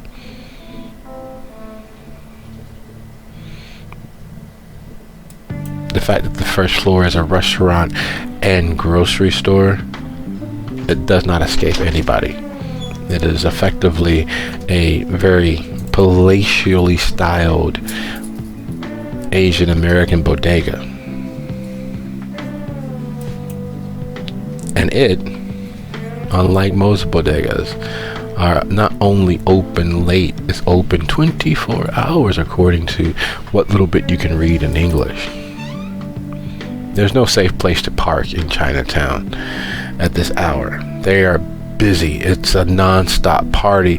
Tourists from all over the country is coming to take pictures and be seen and broadcast themselves out into the ether, shouting into the void that they matter on various social platforms. Keeps the place jumping. There's a different level of frenetic activity. There's a different level of energy. The calm and restrained, hoity-toity, oh so stiff upper lip gathering of kindred being almost the antithesis to this. There are people everywhere, walking 2 and 3 abreast, moving in and out of the restaurants and shops. The streets are littered and loitered with so many different people, and most of them are not clearly natives to the neighborhood or to the area. There's college children of all ages and shapes and sizes and loudness and activity, bikes moving here and there, dipping between traffic, skateboarders moving just as wildly through and around, cab drivers literally clipping one another to get further ahead or to deposit their... New York is one of the few places where Uber is not the only game in town. There are private cars and taxis and liveries and bikes and, honest to goodness, foot cabs where the litter driver literally carries you on his back or in a cart behind him as he pulls or she pulls and races across the city. It is, well, it is a madhouse. At least it seems that way until you all merge and ease to a stop along one sidewalk and realize that while it is frantic and frenetic, there is an ebb and flow that is visible if you just take a second. It's like watching an anthill riled up, even in all of that activity and that message and information being sent back and forth between antenna to antenna and the rush to and fro. There is a pattern to it. There is a pace that's being kept. And for all of the chaos visually, it's surprisingly well ordered. And on that note, it is 16 after the hour. Let's be back here at 26 after.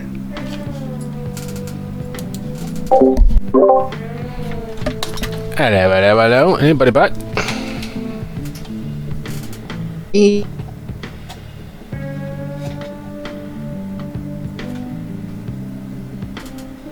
Welcome.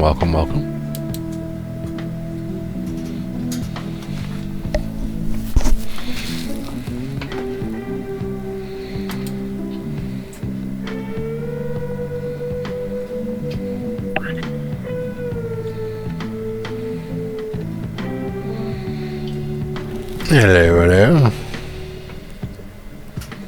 I mean, maybe define back. The opposite of front.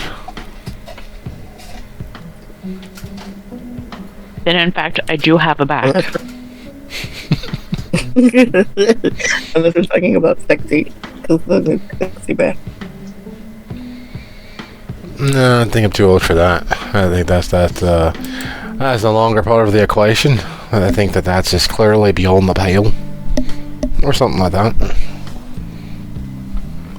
He'll be back in a few moments. He's making some food since he slept through dinner. Yes. It is always the dilemma, to rest or pursue it, or to allow tiredness to be your life. It doesn't change anything whether you pursue it or not. It's just whether you do. Pursue it, that is.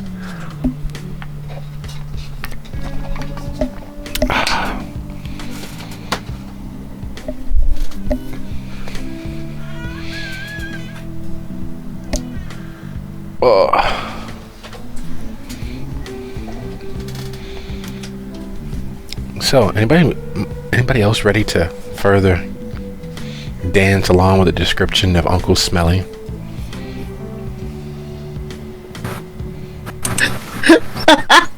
Sorry. As soon as you mentioned that name, I was like, oh no.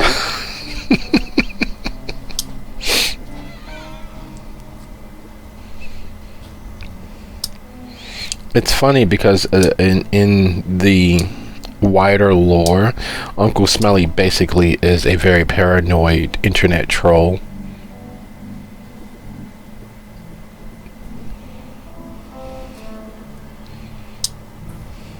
Is that who that was, Uncle Smelly? Yes. You all did, in fact, meet Uncle Smelly. Well, you associated in his presence, not necessarily met him. No, wait, is this like the one that's in Vegas? What's his name? Lunch Meat? Yes. Deli Slice. So Deli Slice is actually a thin blood child of Nosferatu. So the curse didn't completely take. So he has a far easier time of blending in with the average non-Nosferatu kindred and people in and around Las Vegas. But he very much is a thin blood Nosferatu.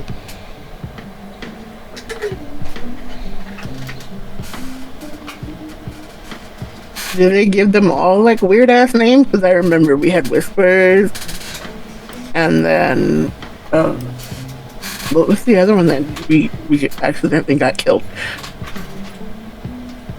You all killed so many people in Chicago, directly and indirectly. We didn't do this one directly. They were following us, and they got themselves dead. There's like no people left in Chicago. Yeah, there's far too many people left in Chicago, unfortunately. You guys targeted most of the ones that were easily definable as villains or that were openly in the gray area. But you left the other problem children around.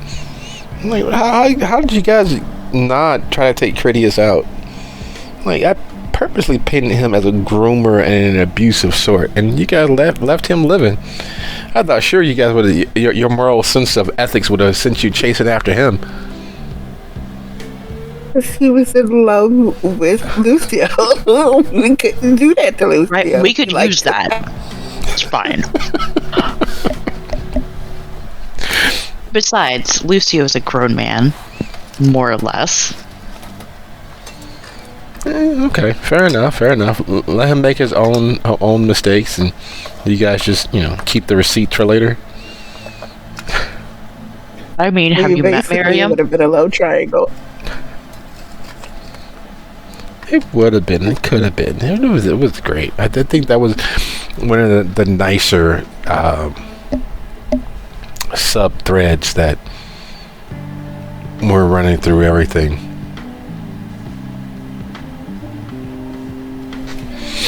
But moving back to New York real quick, the gentleman from the veranda, how close was he to Calibros?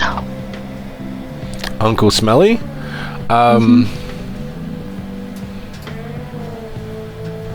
He was relatively trusted because he was Nosferatu, but Calibros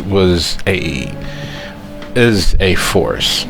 Like, he's a prince level Nosferatu who willingly works as a Dux Bellorum. So, Right.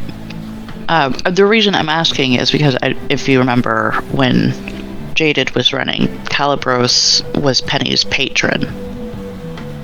yeah. So, loosely in the network, but it was just a situation of either you were loosely in a network or you were probably dead sooner or later anyway. Fair enough. I was like, now that I think about it, would I have met him before? Good old Uncle Schmelly. If you had met Uncle Smelly before, your brain would have probably tried to wipe that from your memory so that you didn't be traumatized.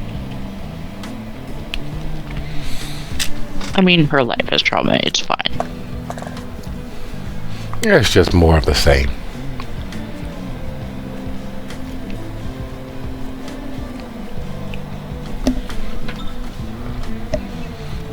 It's like, oh God, thank God I don't have to breathe.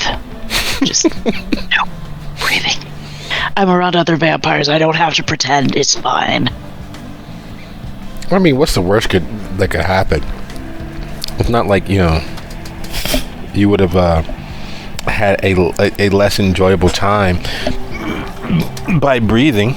It may have helped things, actually, because you may have found the scent of Power Stick deodorant not as offensive. The funny thing about all this is because I just got back from an anime con, so as you're discovering Uncle Smelly, I lost my shit. I was literally like cackling, picturing con goers. Like, hey, I know him. Oh, wait.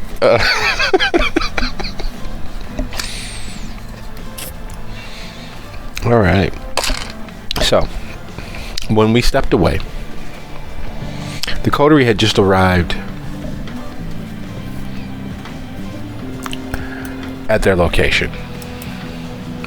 The coterie had the opportunity, because let's be perfectly honest, parking is always going to be a risk. However, it's one of those situations where you have to decide on how much of a risk you're willing to extend the act of trying to find parking. And that will determine how long it'll take you to get inside or get off the street or get out of notice. Because, again, 5 Doyer Street is the home of is the location of a former famous Tong/Triad neighborhood association headquarters. And while now the first floor is a Asian bodega and full-fledged full-service restaurant, its history is still over the building. So there are still tourists and historians and amateur history buffs who are taking selfies out front or looking at the menu, trying to decide on whether they have the $75 to really get inside and get to the actual restaurant part and dine in places where famous historical figures, although gangsters and mob oriented, dined. Because while the common knowledge, the modern knowledge of this place is that the triads and tongs don't exist, and it is what it is. The truth of the matter is that things like that, organizations like that, don't die out. The connotations of them change, so that what people believe was the triad and the tongs that ran this area is nothing like what it has become and what it at base always was. It is, in fact, a neighborhood association with ties back to mainland China.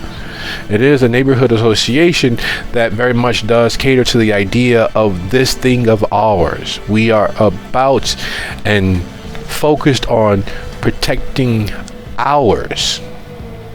Meaning it very much does go back to that tribal us versus them, insiders versus outsiders ideology that causes more problems than it solves, but is also a lot of what people wrap up in the connotation of tradition. And so it escapes and evades what most people expect when looking on such places. They don't expect people who are invested and involved in their local area neighborhood. They don't expect anyone who's invested and involved in local politics. They don't expect anyone who's not dressed flashily. They don't expect anyone who's not clearly and obviously a predator of their environment. So the little old lady sitting there having a cigarette doesn't seem like a member of the Tong. The school children, high school and college age, who are gabbing and hanging around, don't seem like lookouts. The person who's dumping out the garbage, because they're not dressed flashily, they're not wearing $14,000 suits or Armani shoes or what have you, they don't strike the mental image of a gangster. The present appearance of the Tong escapes notice because for the most part, most people wouldn't realize that what they are at their base.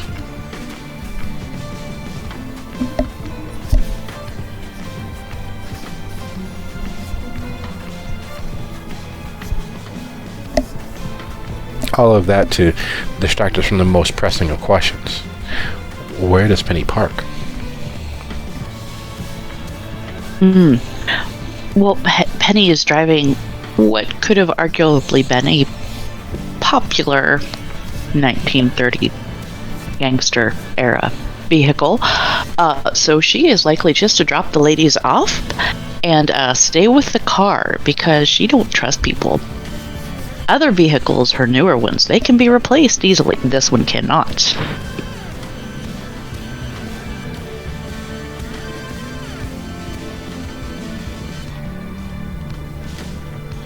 Baby, Rick. That works. Lyric would have probably told her that he doesn't, particularly like too many people anyway, so 2 people is enough. And Penny could stay with the car, no problem. As long as you make sure not to drive off, we are okay.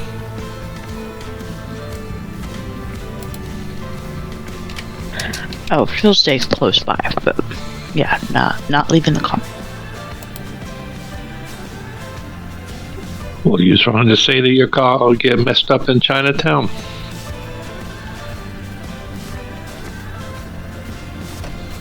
No, not messed up, but snatched. Oh yeah. Okay. So, having come north, from the north, so would you have approached the area from the west, or would you have approached it from the east? And the reason why that's a question is because where 5 Dwyer Street is located is a place of walking. Like, to get there comfortably and easily, you'd either approach off of the Bowery right there at Chatham Square, or you'd come in off of Mott. But either way, to get to the actual location, you have to walk across the relatively Byzantine square. There's all manner of outward facing buildings, like what everyone sees of Chinatown, and when you approach this particular portion of it is actually the back of these buildings. So they're on Bowery down into Chatham, they're down Mott. Those are the backs of the building, much like a group of cows who or bulls who are standing horn to horn. The actual facade, the actual front of the buildings are facing inward on the square. So while it is still very much a tourist trap and sites that people take pictures of and all manner of things that people do for social media clout, that's the back of the square. So depending on where you're coming in off of, either Bowery or Mott, Bowery into Chatham, you're going to have a different experience. Because Doyers is a one-way leading south out onto Bowery, which turns into Chatham Square. But that street runs through the center of the actual square. You have coffee shops and nail salons and restaurants and garages, and it's a microcosm of the city at large. People stacked on top of each other, going skyward, 3, 4, 5 stories. There are all sorts of tiled roofs and what have you. But why that's important is Mott's a quieter street. It's more congested, but there's less traffic flow. Still busy, but just less. Bowery is a major thoroughfare. It is 6 total car widths. It's a major thoroughfare. There's 3 heading south, 3 heading north. There's a huge median that is large enough that you could throw a block party on between north and south facing Bowery. Pell Street in and of itself, while it's only one way, it's filled with enough traffic that it's Times Square, but just a little bit smaller. More actual car traffic and cab traffic. So the question is, would she take the busier, faster street, or would she risk the winding way of Mott?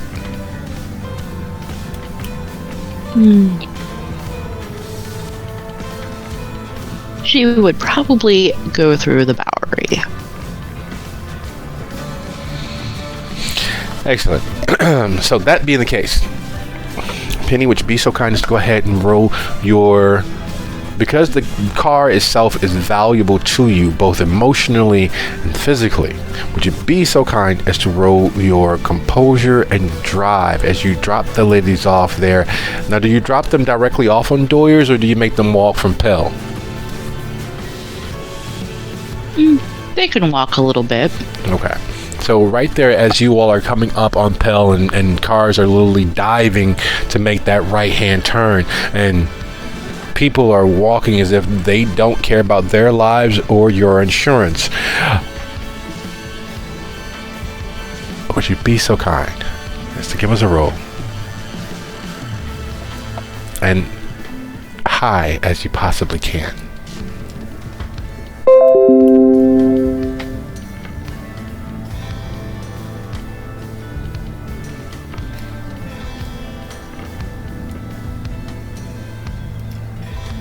Meant to be.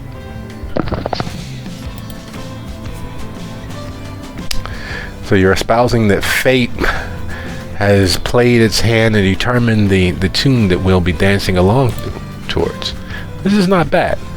It's not necessarily absolutely the best under normal situations. In this particular case,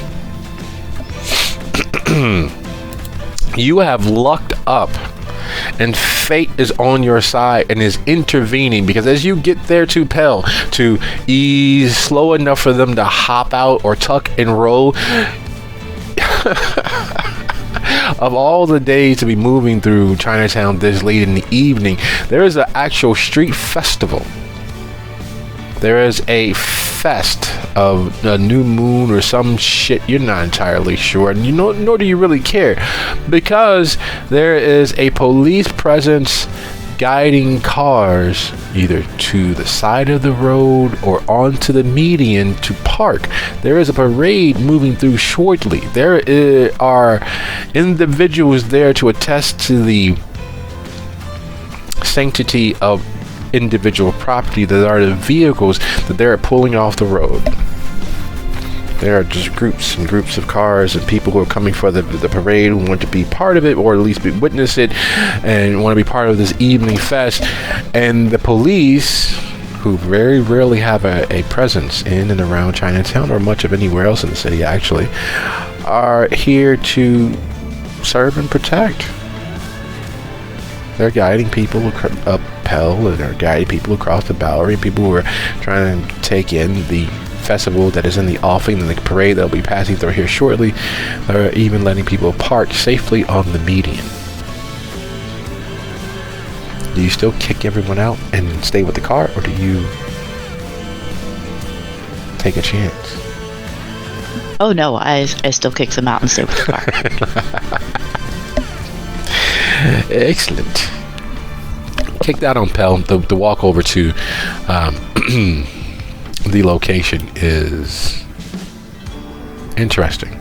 You have never felt more a tourist or a fish out of water than you are now. People are pressing close, and not in that I'm purposely invading your space, but more in the fact that their happiness in the moment matters more to them than your sanctity or their own.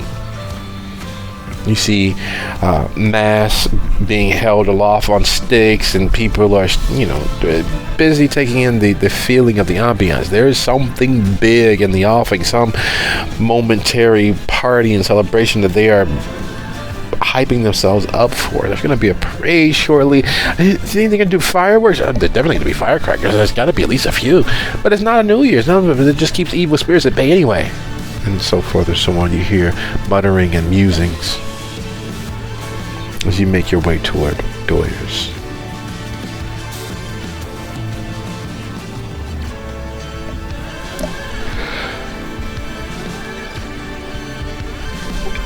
They always got some kind of festival down here. So this frog guy, he's not like a real frog, like one of them Ninja Turtles, is he? No, not always. It's some sort of not like a nickname, but descriptor for the situation, like Jimmy the Fingers, that kind of thing. Right. Yeah.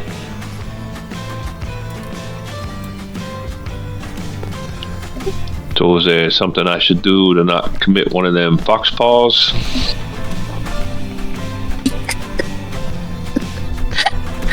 That's adorable. Sorry. Fox paw. Okay. Got it. Not particularly. Staring is a problem, so don't stare. I guess speak when spoken to. He's very much old school as far as women go. I only got to know him through my own connections, and due to that, we tolerate each other. Well, he tolerates me more than the person that I got to know him through. So we are friendly enough for me to be dropping by. But it's still probably going to cost me something. I'm not expecting nothing for free. But it'll be okay, whatever it is, particularly that I got to give him for this. All right. Flipping misogyny's going to be hard. I don't know if you noticed, but I'm not exactly one that keeps her mouth shut. You might make him laugh a little bit. I mean, he does have somewhat of a sense of humor. So, if he does laugh, he'll probably be like, look at this cute little girl, thinking she's funny. Sort of laugh, but not like he took you seriously and you were actually funny. Sort of funny, but not.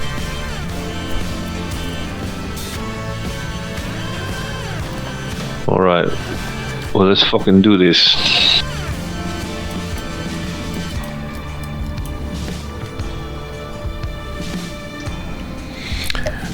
So that lyric would lead Doll to the door that she knows to go to.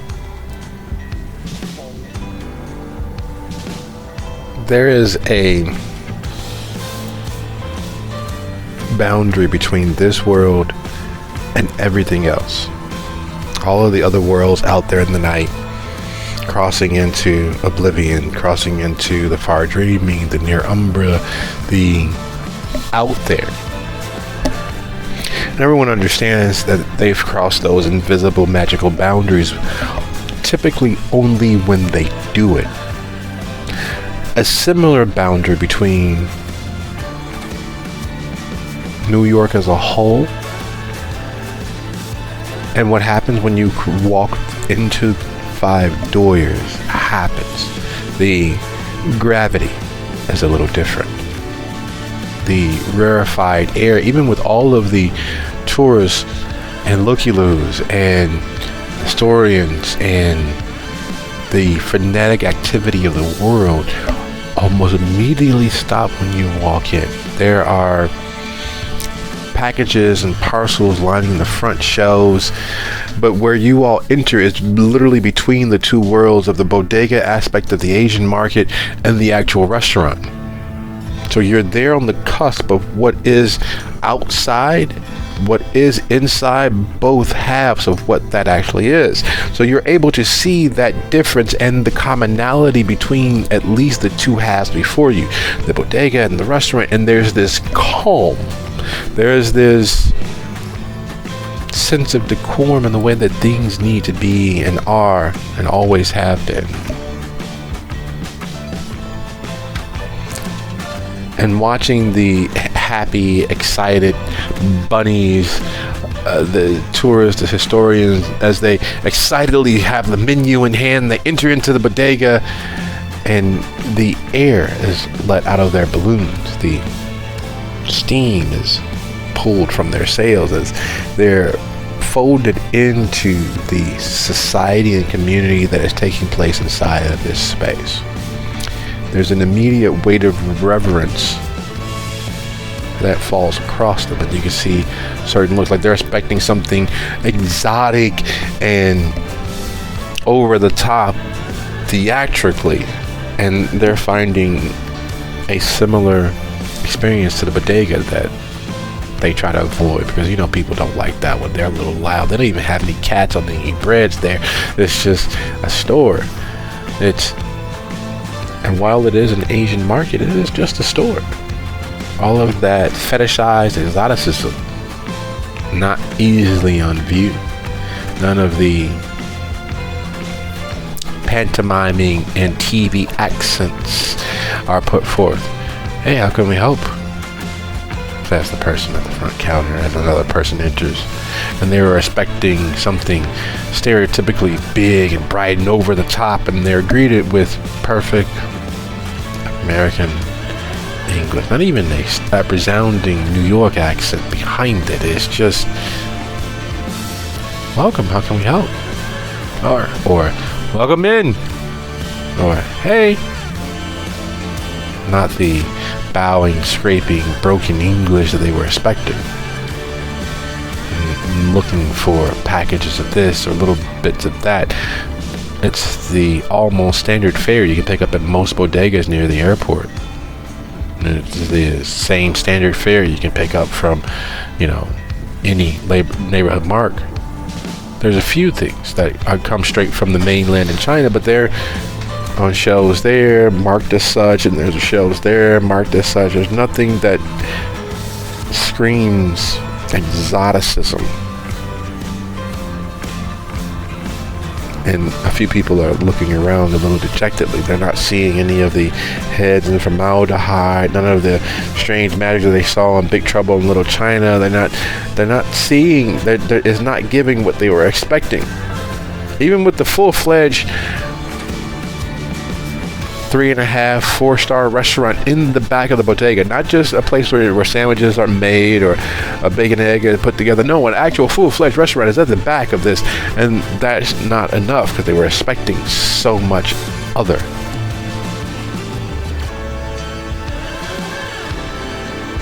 And you see him moving through the space, dressed very much like a well-dressed maitre d'. He's wearing a dark red, almost violet pinstriped blazer, a black vest, and his tie crisply tied and knotted. Not even a double Windsor, just a standard Oxford knot.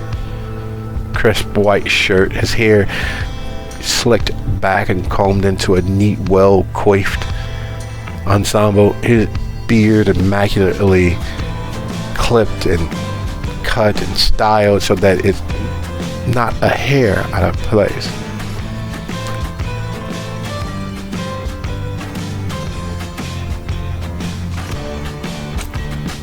Lyric, I did not expect you nor your guest. Good evening. Right this way, please.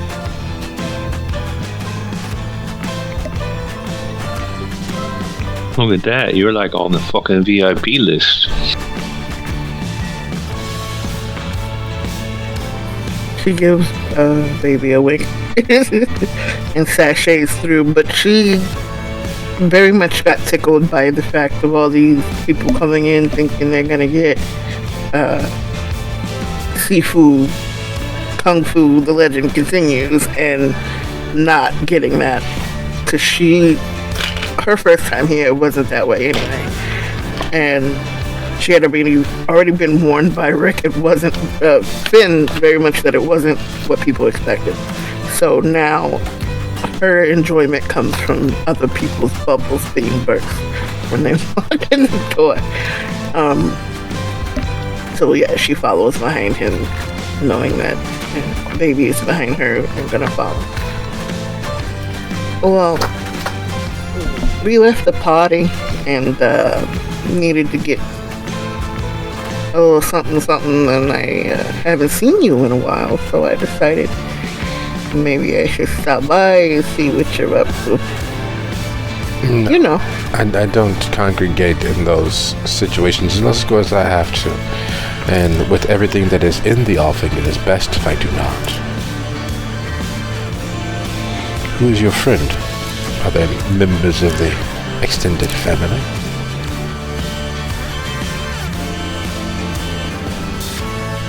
You could say that, yeah. This is Baby Doll. They are performer, afoot. I see. You must be that frog guy. Not like you're in the Navy, but you know you're a guy and your name is Frog. My name, yes, the Wise Frog, or you may call me Sun,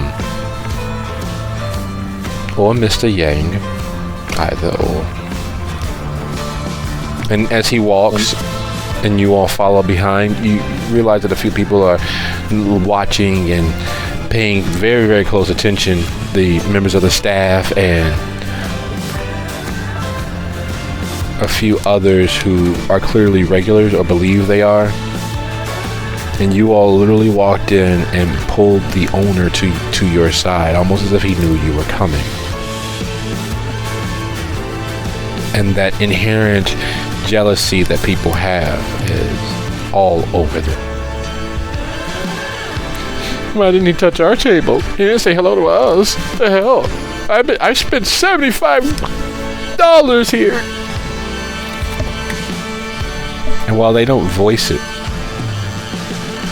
or cause a scene, it is clear that a few individuals who are hoping for that personal touch are put out by the fact that they didn't receive it, and it very much seems as if you did.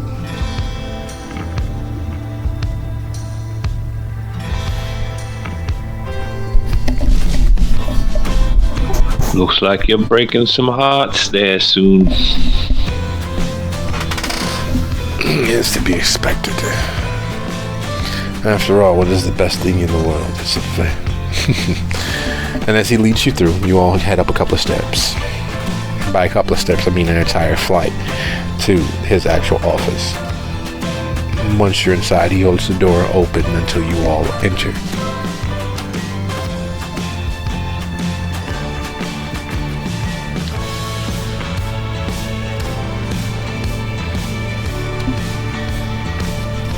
The office is a testament to a cluttered mind. The desk is filled with papers, inbox, outbox.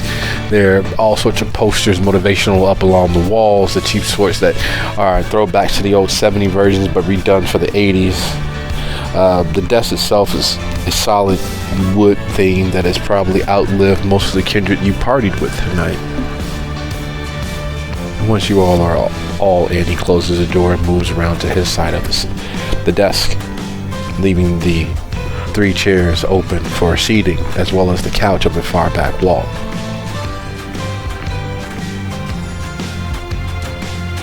Before we get down to basics, I would like to offer my apologies. Unfortunately, certain things cannot be helped, so if you are here to ask for leniency and a escape from the duties that he's been asked to accomplish, I cannot assist you.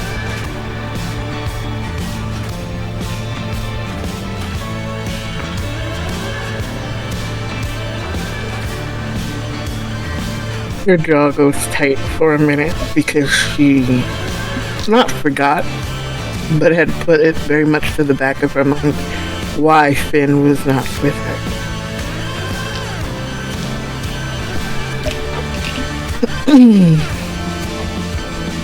I understand. And no, that is not why I'm here. Excellent. I might be able to be of assistance.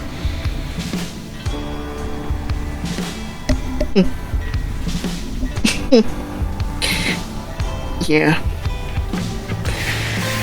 So, we were told by the grapevine that you might have a certain VHS that me might want a copy of.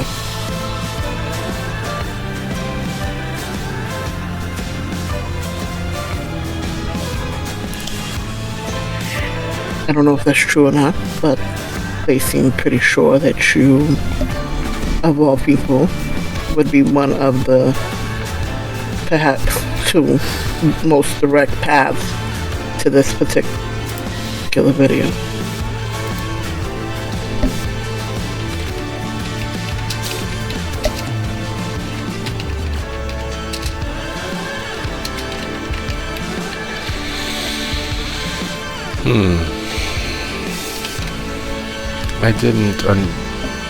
I wouldn't have believed that you would be in the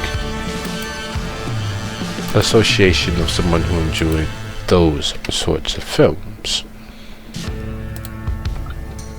What sort of film? Like a snuff film? Yes, that's exactly what it is. The death of the unkillable. The end of some being's immortality. It is not for the faint of heart, nor, despite its reputation as being a thing of beauty, is it actually in fact beautiful.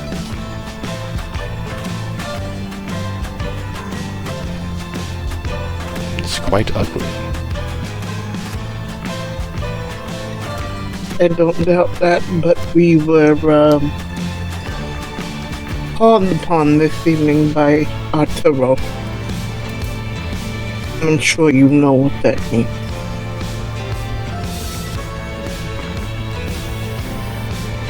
Yes, it's impossible to not know of the Harpy. The leader of the Harpies, to be exact.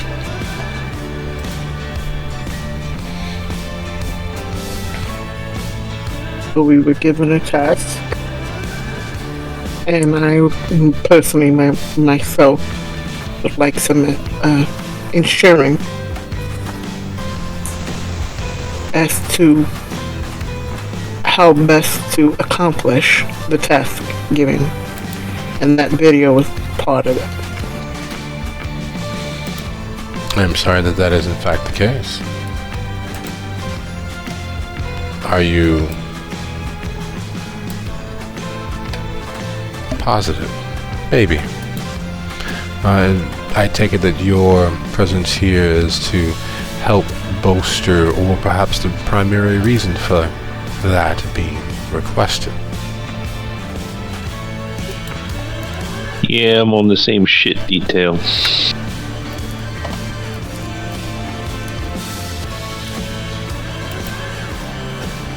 So, how's this work? We gotta fill out like a membership card, like Blockbuster, or... Yes, exactly like none of those things. It requires a few moments to gather, and I would like to verify your most ardent wish and ascertain what value it has for you. Perhaps there's something else I might be able to offer in its place. Again, it is quite hideous watching another creature's, another being, another kindred's exsanguination, their immolation. I am attempting to offer a way out so that you do not have to burden your soul with that. Well, I don't think we are going to fucking watch it. Somebody just said, hey, go get this video. So here we are. Well, you're getting the video. I see. If it is a must, and in consideration of being associated with the family, our particular family, on your word, Lyric, I will allow you to purchase a copy of the video.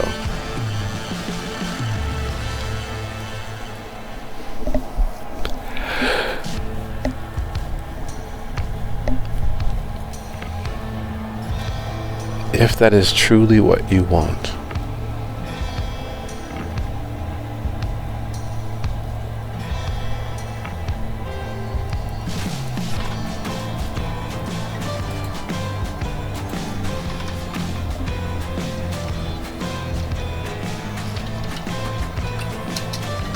Lyric swallows back her first instinct and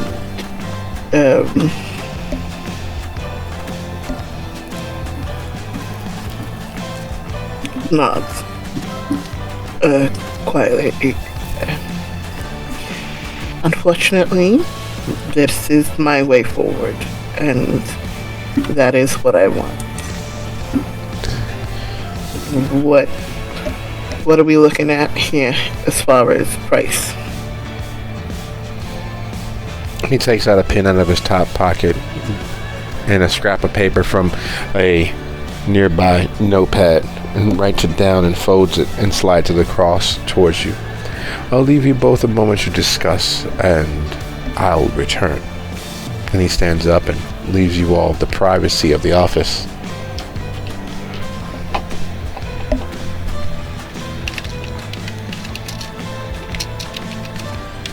So, like, about that, I just paid rent. I ain't got no fucking money right now. So, but I'm good for it.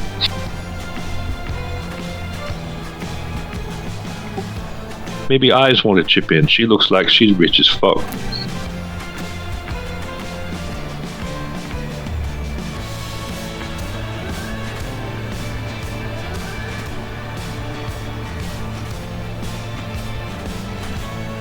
No, we're good.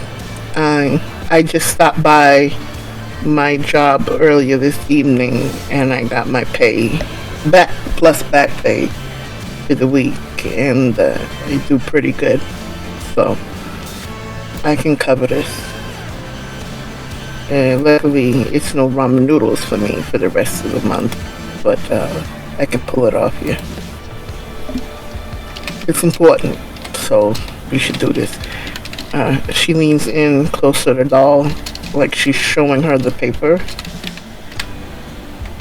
I would, dropping to a whisper, I would caution though, anything you don't want overheard or told, you don't say out loud in here, because obviously he's trustable to a point. But he is also an information broker, so just keep that in mind.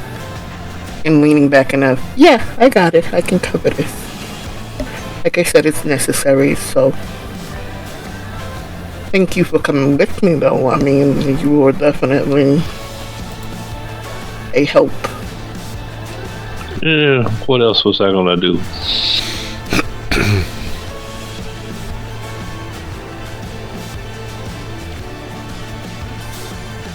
With that, Lyric will go into the little hole in her cutaway of her dress, and there's an inner pocket.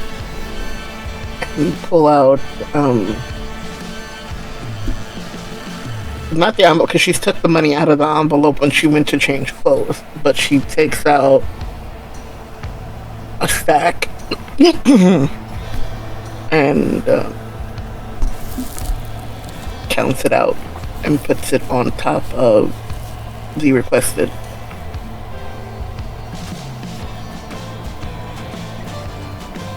Okay, so as you are rifling for cash, we will take a step and a half back. As you pull onto the median and you're watching the comings and goings of the crowd building towards the climax of this festival, this parade, this bit of excitement, this bit of showmanship, this bit of up-close magic of a social variety, certain troubling thoughts bombard your mind, Penny. You survived by surfing the edges and being of service, being of use, providing just enough to society at large to get further and further ahead. One of the many realities of Kindred society is that there are games and wheels within wheels. One hand does not wash the other without at first collecting its price of admission.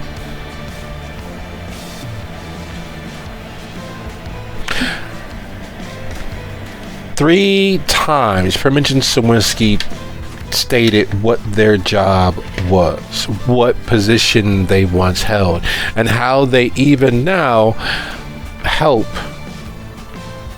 the person responsible for keeping smuggled items. Kindred. They kept stressing. And Kindred. And Kindred. Kindred mostly. But it's still their position, and their responsibilities had to do with keeping contraband from being viable, accessible on the main island, in the main borough. And then they pointed you in the direction of two individuals who were not specifically part of the tower. Influential though they might be. Not specifically holding any position of note within the tower itself. Statist, but only attributively so.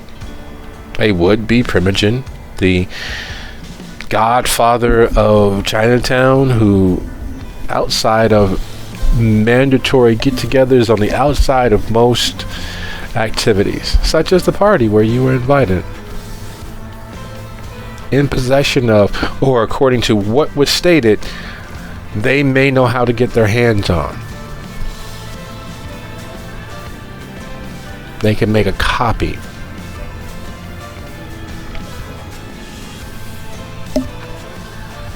The thought is a troubling one.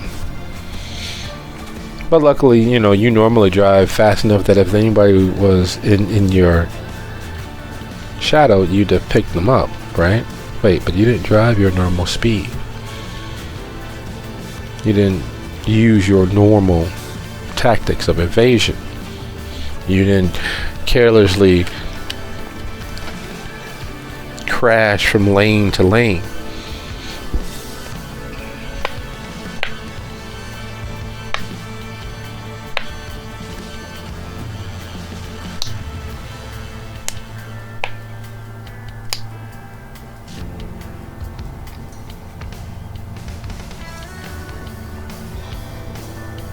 She will chuckle to herself a little bit, but otherwise not try to appear like she's looking around. After all, there's lots of festivities going. Of course she would be looking here and there and everywhere.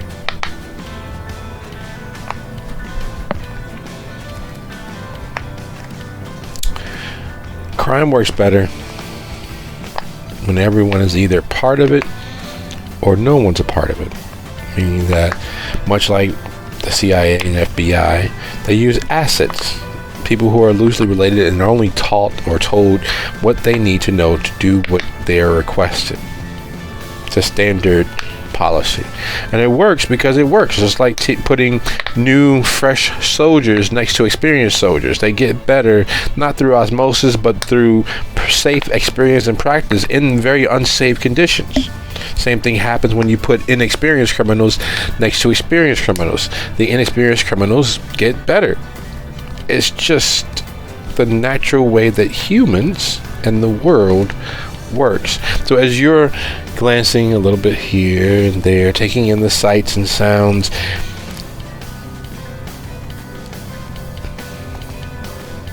what are the chances that someone purposely dosed you when you go out to a club? Someone purposely slipped something in your drink or gave you something that to smoke that was not necessarily exactly what they said it was, or perhaps it was more of what it was. Those tricks and those traits happen. Those moments occur all the time, unfortunately. And kindred are not that different from the humanity that they set themselves apart from, that they've been set apart from. They are dead after all, but still, some tricks, some habits die hard because they work. Tropes, lies, games. And that's the reason why kindred typically blush, typically tempt the beast so they can blend in amongst the sheep. They can cull whatever prey they want. They're able to get close enough to be effective. But there are still some things, some small telltale things that give them away. A slightly blurry image as a couple moves southwest from you. A car which eases up onto the median about 2 cars from you when there's more than enough space further down. Far enough away to be in your peripheral vision, close enough to keep an eye on you. Your car stands out. It's easy enough to follow and circle the block once or twice and blend in with the traffic, or stay just behind it, just off to the side, allowing other cars and vehicles to get between them and yourself.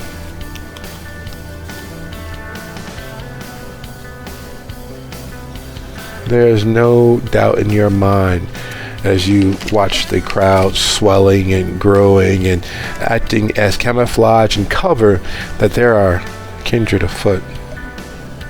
And not just kindred, because after all, you are in fact coming to see a kindred or a member of the kindred community. But no, these kindred are not from this neck of the woods. These kindred, they're not concerned with the mortals hyping themselves up for the incoming parade and festival showpiece. No, they're setting up cordons. They're setting up cutoff points. They're closing in.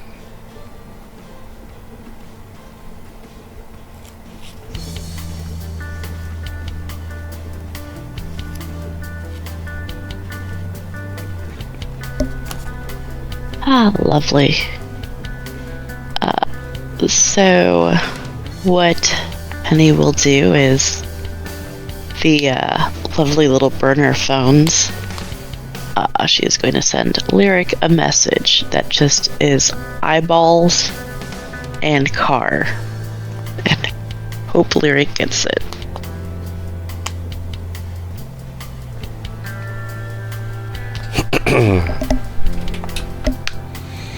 Money in the wood.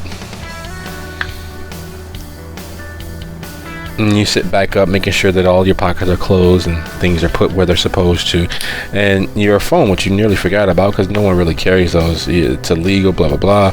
But, you know, you forgot it in your pocket. It goes off.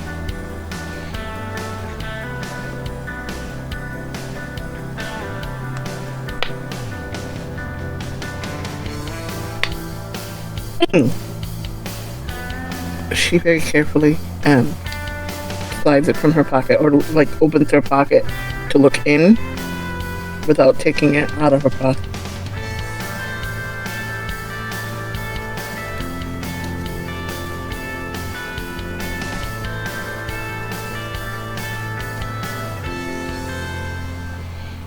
eyeballs. Seeing the Car. message, her brow kind of goes up. Fuck.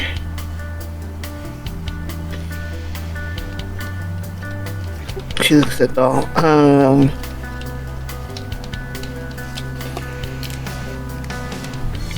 What the fuck? You got a phone? You.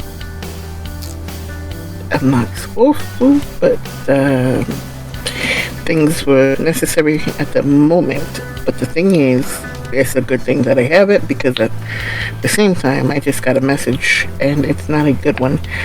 You remember the way we came up here, right? Sure. Well, you might have to retrace your steps and head back towards the car. I will stay as long as I can, but we need to cut out of here quick. You sure? 'Cause it might not be a good idea to split up.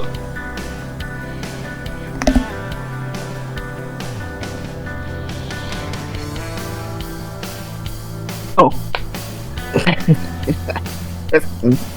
I know, but thing is, you're new to this group with us, and we've been through some shit. And I don't want you regretting the day you met me. So, I'd rather you make it back to the car. No, And if you do, give Penny a 5-minute head start. No, I get it. You can handle yourself in a scrap, but Penny, she's probably a little soft.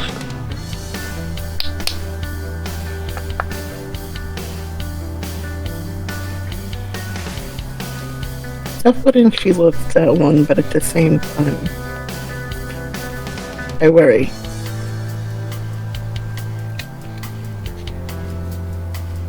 Lyric starts looking around to see if there's any way to speed this whole situation up, because she knows she has to wait till he comes back to get the tape, but at the same time, it's starting to make her nervous how long he's been gone.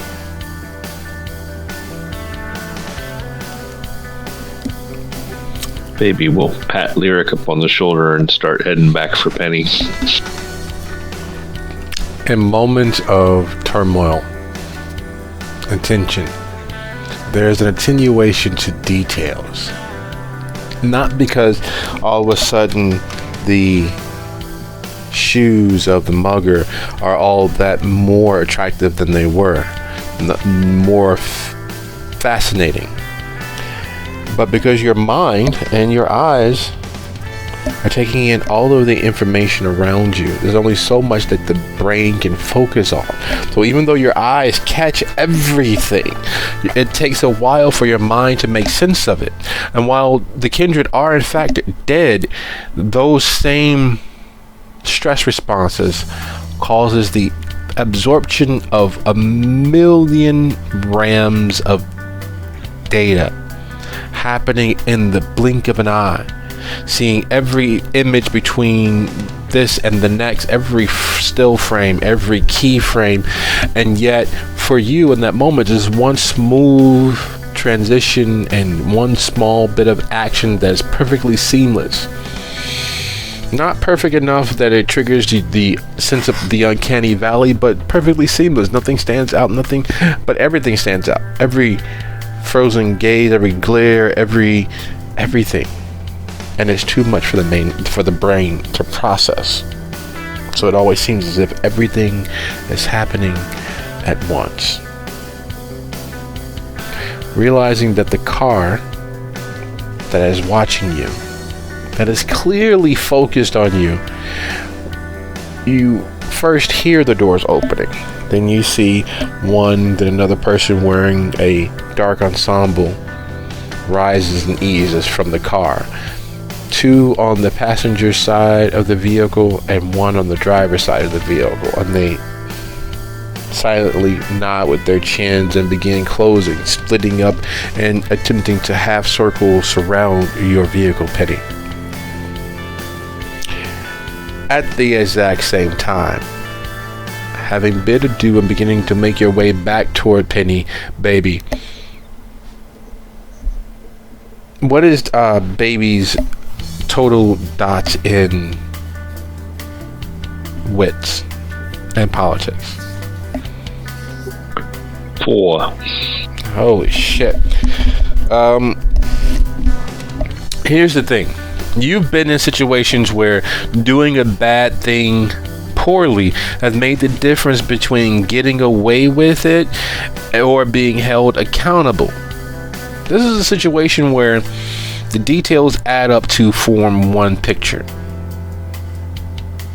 And that picture doesn't look great at all. You're in a nominally tower location at the fringe, right on the hoary edge, about to engage in picking up a simple VHS. And it's not a simple VHS if there's proof that the person or persons, the kindred in that video ceases to be, are immolated. Being caught with that on your persons in your presence is very much a threat to the masquerade.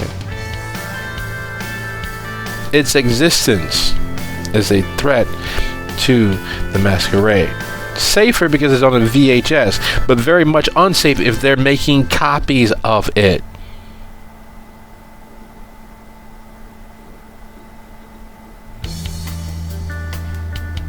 It's not the video. Yeah, that's a problem.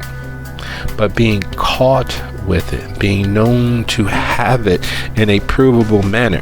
Because it is clear that if they knew for a fact, they being the tower as a whole, that Wise Frog had a copy or that Marlena had a copy, they wouldn't tolerate that. Kadir, Rory, the entire military might of the tower's justice would have rained down on them like no one's business.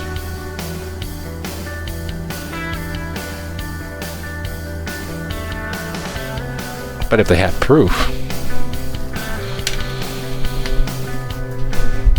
that's another matter entirely.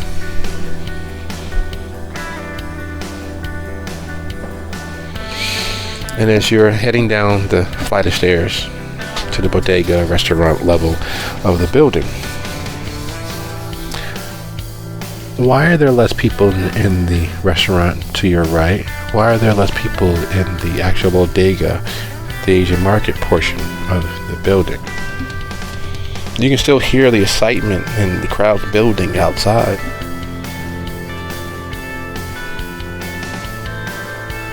And at the same time, you've been in this office in 8 visits. This makes the 3rd time you've been in this office. Finn hates this or any other office. He prefers talking in the bodega because it gives you 3 different doors to get out of. This office only has one and the window.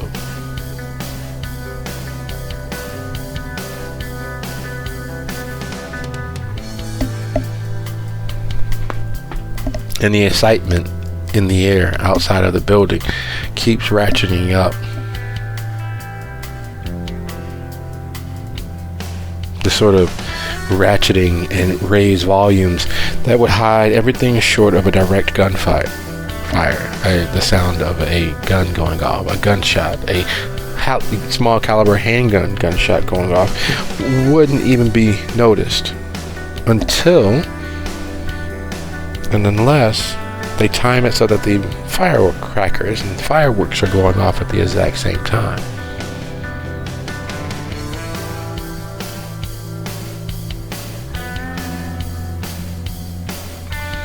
And for the record, what is lyrics wits plus politics?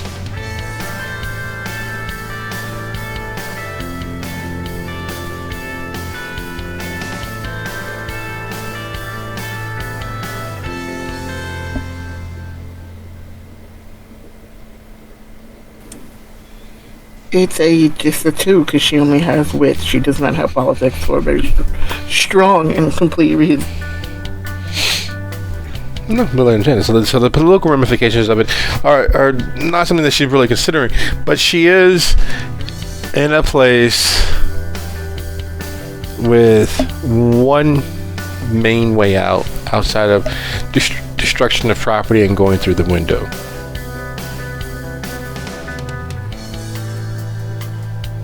And while you put him at ease by saying you weren't there to attempt to ask for assistance, he did attempt to caution you from requesting what you requested. And when you and Baby successfully convinced him, he said, okay, fine, he'll let you pay for it. You can pay for it. You can. Finn's always told you that he, much like the tower, is all about boons. It's all about favors. It's not what you personally can do, but who you know and what they can bring to the table. But for this, yes, he wrote down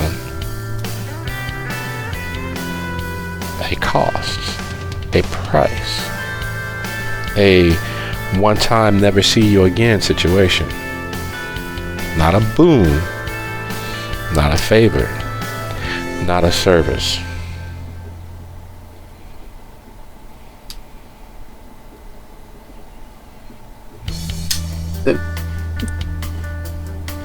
She laughs at herself, takes her money, puts it back in her fucking pocket.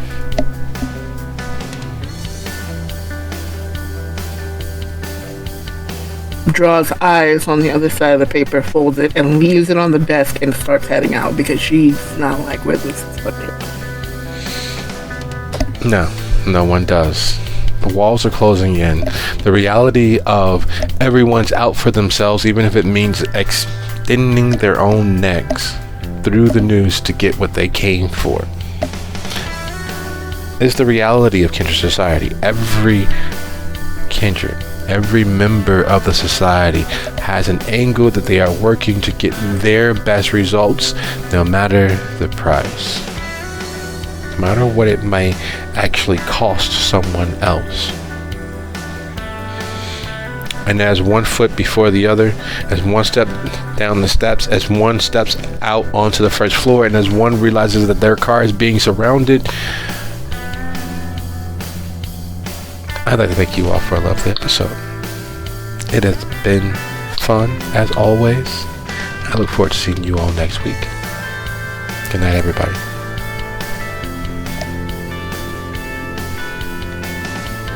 Night all.